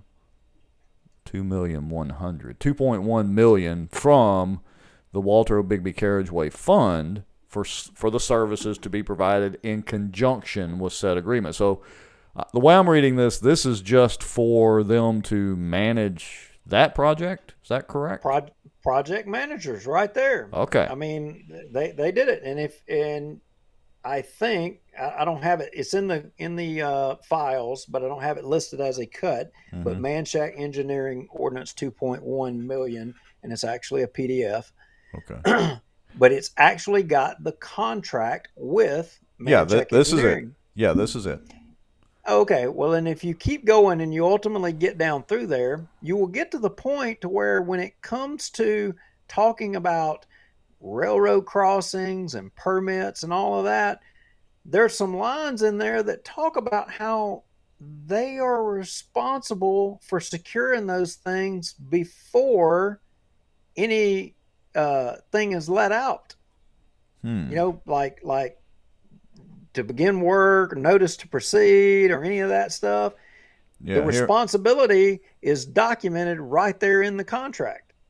Yeah, so, this is looking at Article 1 of it, services of project manager being Manchac. And then Article 2, and there's only like point A and point B in the scope of that. And then Article 2, right below it, is owner's responsibilities. The owner would be the city of Bossier. And I don't know, this is like a couple of pages long. Notice number one, they're going to pay the project manager as set forth in Exhibit C. But it goes on down here. Honestly, Duke, I just kind of skimmed over this earlier, so if there's some particular thing you want me to point out. Well, the point was, and I didn't have time to highlight or any of that, and I'm guessing off the top of my head that it was page 19 in one of the subsections or whatever, where it delineated that it was Manshac's responsibility to secure the permitting and right-of-ways, Shed Road. Now, remember, everybody, how could you forget, and it's my pet peeve, we, by gosh, had to close down Shed Road, and if you'll recall, they tried to throw NTB under the bus and tried to blame NTB for it. Well, here's the thing. You know who was responsible for it? It was Manshack. It's right here in black and white in their contract. And what did your mayor and what did your council do? Were they going to hold Manshack accountable for it? No.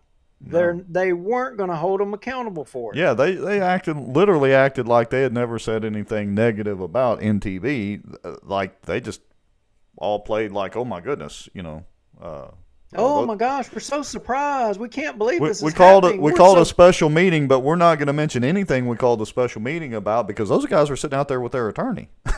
Yeah, we're so shocked. We're just the mayor and the council. What can we do? Oh no, but. There again, Manshack, but Rex. But wait, there's more. But wait, there's more. Did you know there's another management contract out there? Look, what? Bossier City ain't content with just having one contract. You've got to be kidding. One manager's not enough. We done paid for it once. We can't have that. How many managers this is like how many people do we need to put a light bulb in kind of thing? And I'd like to point out that David Jones says maybe that is what Hudson was shouting about. That would be Mark Hudson. Well, as I understand it, the city didn't have enough from one manager. We had to get another manager. Why? Because Manshack couldn't get the job done, yet there's a contract and they signed it. They're a business. They're an entity on their own. They entered into agreement to manage the whole damn thing and take care of everything. But for some reason, they were incapable of doing it. So what do? The taxpayer, you're going to pay for another manager. You've paid for one manager. So what do we do in Bossier? Hey, 1 plus 1 is 2. 2's more than 1. It's got to be better. Yeah. So, cut. Yeah, I'm just scanning down this right quick. So let me know what you want to pull up next. And folks, like I said, we're going to publish this in full on the Bossier Watch Facebook page as well. Permitting, ensure that all necessary. Here we go, right here. I think this might be what you're talking about, Duke. Let me highlight this real quick. Hold on. This is number 6. This is services or responsibilities of the project manager. I just highlighted it in yellow. It says, ensure that all necessary permits from regulatory agencies, railroads, etc. are obtained prior to advertising for bids. Is that the one you were talking about? I don't know. I'm sorry. I wasn't focusing. That's okay. It basically said that they being Manshack, the project manager, were responsible for getting all necessary permits before advertising for bids. I don't know where our notes went because I literally have another contract with Beast Engineering, for, and quote unquote, the Walter O. Bigby Carriageway Phase 2. Mm-hmm. So what happens is, Manshack can't do the job because they don't have the skills. So the city of Bossier paid Manshack to do this job. And then what happens? The city of Bossier goes and hires another engineering company to do the bridge portion because Manshack couldn't do it. So my question is did the city of Bossier just pay for management twice for the same thing? And if they paid Manshack to be the manager of the whole thing, why did Manshack not have to pay Beast Engineering for the management of the bridge section because they were incapable of doing it? Well, if one manager's better, is good. Two's got to be better. But it goes back to what I was saying. Again, I only skimmed through this engineering or project management agreement deal or whatever. But the first page or two, couple of pages I skimmed down and looked at, it's like project manager got paid. Project manager's a project manager, but they don't really have that many responsibilities. They do have a list. Again, getting the permits was one of them. But when you read the first two, the difference in the scope between the project manager and the owner, being the city, is huge. It's like, they're a safety consultant on a pipeline job or something. They just get to sit out there and watch everybody and not really have any responsibility. It is abundantly clear to me that you've got several things that are indisputable here. One, you don't have elected officials in the city of Bossier that are willing to go to the mat over the monies dealing with Manchac. The closest thing you get to it is Chris Smith and, now Brian Hammonds beating around the bush, asking a few questions. Your mayor and the rest of the councilmen, they're not doing it. Manchac is making mistakes. They're spending a lot of the taxpayers' money, and there's nobody there to question them. There's no oversight. There's no bid on it. It's professional services. Professional services that they are basically just writing their own checks. Yeah. They're writing their own checks. Tommy Chandler's office is not holding them accountable. They're not auditing things. They're not checking any of this crap. They're the ones that put this thing up today. There should have been some justification for going from 95,000 to 300,000, and I didn't hear it today. I did not hear it today. And I got to go full circle, and I'm throwing a lot of rocks down there, but I'm going to go full circle, and I'm going to go back to Darby and give Darby credit.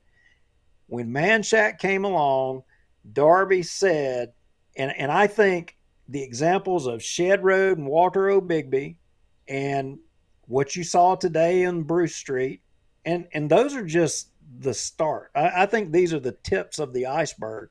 Before we're said and done, I think we're going to find out that the city of Bossier took down the road and hosed, is what I think we're going to end up finding. And I think Darby's going to be vindicated, because what Darby said was, he said that, he wasn't sure that they had the experience to do this job. And he didn't want Manchac to be in the position that they're in. I think he was right.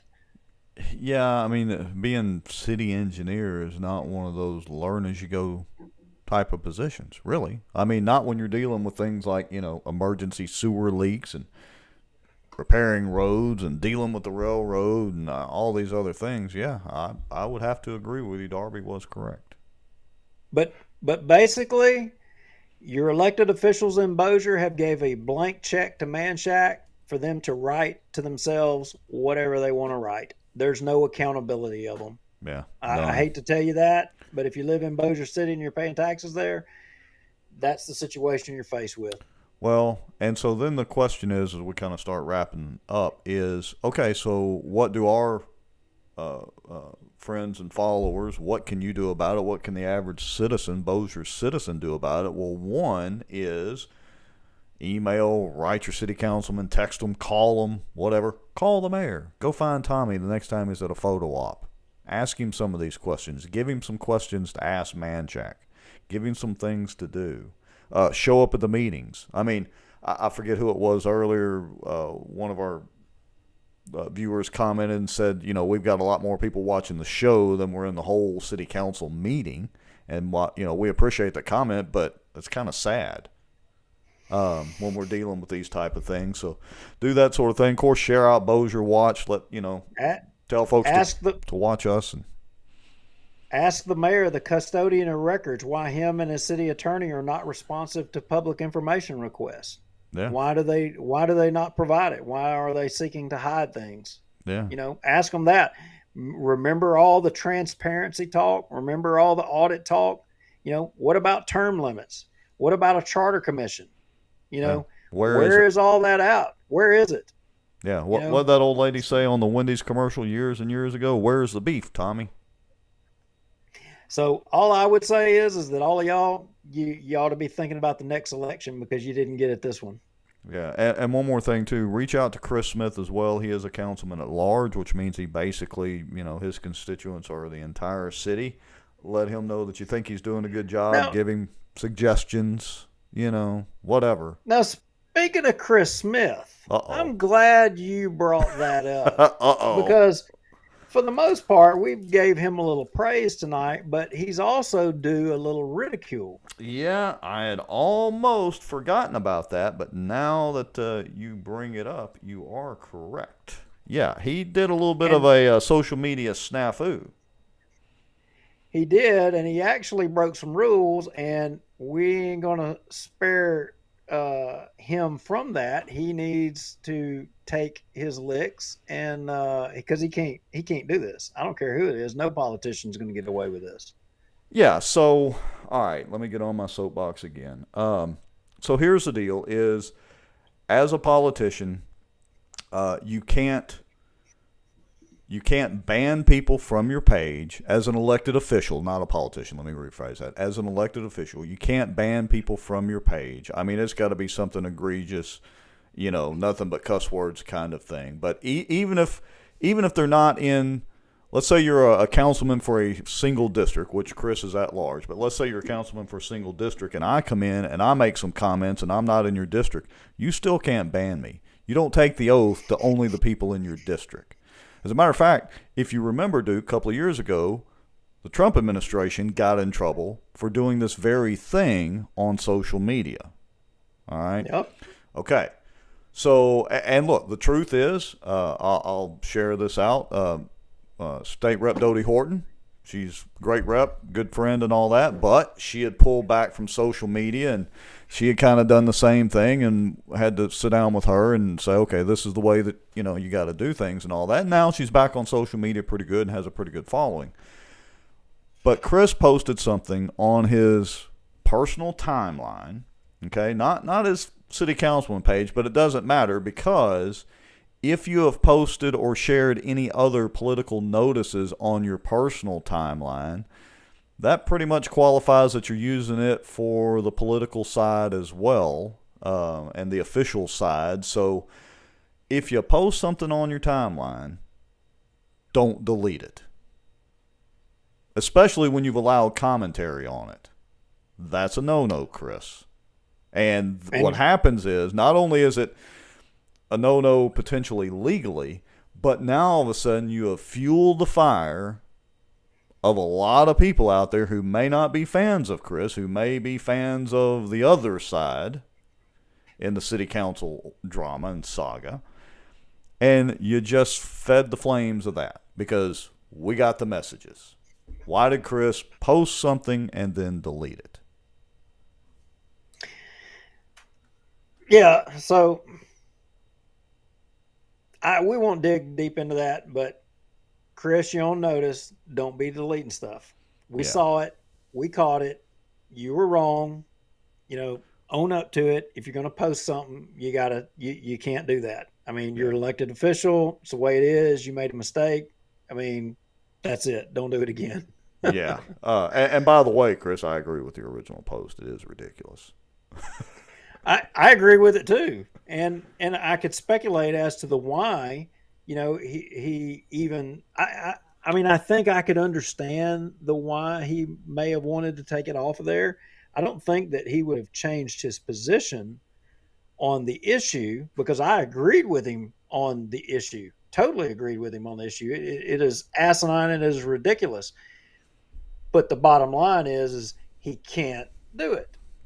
Yeah, he can't. And again, deleting it, coming back and editing the comment, because you can always look at the edit history, especially on Facebook, but editing the original or adding something to it. Hey, since I posted this is what's transpired, and all that. So yeah, you want to do that, but I had somebody asking me, it says, what are y'all talking about? They texted me, they said, what are y'all talking about? Do you want to show it? Yeah, I mean, he did post it publicly. So, Chris, I hate to say it because, look, this was shared out from multiple sources to us. You did publish it publicly, if I can talk. So yeah, let me get it queued up right here. I mean, it's out of his control now. Yeah, it is. So here's the thing. This was not 47 minutes ago. This was a few days ago, maybe even a week ago. But anyway, so Chris said, for those of you that are watching, or listening and not watching, he said, do you want to know what's wrong with healthcare in the United States? Got a bill from Willis Knight and South, $896 for 2.5 milliliters of Motrin for my daughter who had a fever. This isn't capitalism, it's greed. Now, look, I'm a capitalistic pig, but I pretty much agree with him. You know, healthcare costs are crazy. Oh, and there's Chris too. He's joining us. Great. So there's what was posted, and again, Chris, you know, I agree with you on that. $896 for Motrin is ridiculous. I mean, I don't know if it's prescription strength or what it was, but you can go down to Walmart or any other pharmacy, Walgreens or whatever. Kaylee Larkin just dropped the mic. She said that looks like a Manchac contract to me. Hold on, we got to put that on the screen. See? Oh, that's classic. That is classic right there. Yeah, but anyway, you know, let me put in Chris's right. defense. Yeah, let me put his comment up in his defense. Chris Smith says, and hey, Chris, we appreciate you coming on and commenting. Not hiding anything, turned into more than it was ever intended to be, just a frustrated dad. We get it. Absolutely get it. And absolutely agree with you. The only place I disagree is you should have maybe left the original and just gone back and edited it. You know, hey, after a follow-up deal and discussing this with Willis Knight and their billing department, you know, okay, I understand now, or whatever the scenario was. Because when you delete stuff like that, it just doesn't look good, especially to people who aren't necessarily on your side. Yeah, and there's a lot of multiple reasons that you know, him going to social media, somebody could throw a rock at him saying, you know, they could have accused him of wrongdoing, like as if he was trying to use his position to get favor on something or whatever. You know, I don't believe that for 1 minute. I mean, and then, you know, but I think he was legitimately pissed off, and rightfully so. I got to tell you, you give me 2.5 cc's of Motrin at $895. Yeah, you want to know what's wrong with healthcare? That's what's wrong with healthcare. Look, I can tell you as a tech guy, having helped some doctors and doctors' offices around the area and all that, just what they spend on tech support to do things bass-ackwards is ridiculous. Healthcare has a lot of problems. But look, most people are in his defense. But I want to put up Dawn's comment. Let me just be direct about this, Dawn. Why it matters if he deleted it? Because Chris is a city councilman now, and Chris is doing things that most of the other city councilmen have not really been doing for quite some time, and that's asking questions. He ran on literally trying to go in and help fix things. Okay, and there are a lot of people that don't like that. Trust me, I've literally sat down with some of these people and got my ass chewed over it. Okay. So it matters because people like me that used to help campaigns do negative things and all sorts of things would take that and absolutely run with it. And it might not turn into a major campaign issue, but it would definitely be a thorn in Chris's side. That's why it matters. So, and, you know, when local elected officials start talking about things relating to healthcare costs and insurance, you know, you start opening up a bigger can of worms that expands out into other realms. You know, maybe say with senators and representatives who've had past debates and, you know, auto insurance and things like that. I think we said we were going to go down that road in a later show, didn't we? Yeah, I think so. And kind of segueing, Ron Cheatham says this world we live in is in this world we are in is in sad shape. So, interesting. And maybe last comment, Jerry Gallman says, I will need you to run my page when the time comes. Jeremy, just trust me. You don't want me to do that. You need to be careful in telling people you watch Bossier Watch, because the wrong people will not like you then.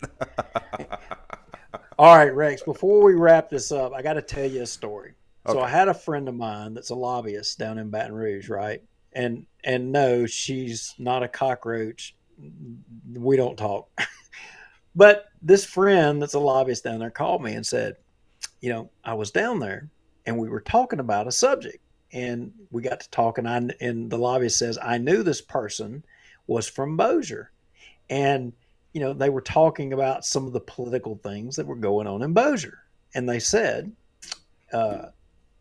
upon being asked, well, where did you hear this? Where did you get your news from? I said, oh, I get all my news from Bossier Watch. And they said, from where? From What is Bossier that? Watch. I said, no, I don't get it from 3, 6, or 12. I get it from Bossier Watch. That's where I try to stay on top of things in Bossier. That's where I get my news from. Hey, we're supposed to be keeping an eye out on Bossier. So that's well, awesome. Apparently we're doing a good job because we have reached the halls of the legislature. Well, and look, even better than that, we're at another 2-hour show, and we still have 40-something, nearly 50 people watching 2 hours in. I mean, that's a testament, because most Facebook Lives don't do well when they run, long, So I would say we're trying to make a difference, and look, folks, as we said over and over and over, we're not, true journalists. We're amateur journalists. We do inject our opinions and what we think. We do have people reach out to us with information that sometimes, we tease it out there after we've at least tried to confirm that it's somewhat legitimate. And that's what we're here to do, is to talk about the stuff that, the normal news is not going to talk about. They won't even touch this kind of stuff. So.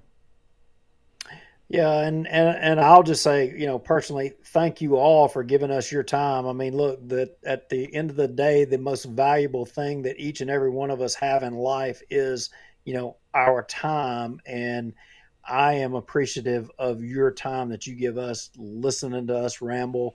And basically, I like seeing y'all's comments. I like seeing what y'all think.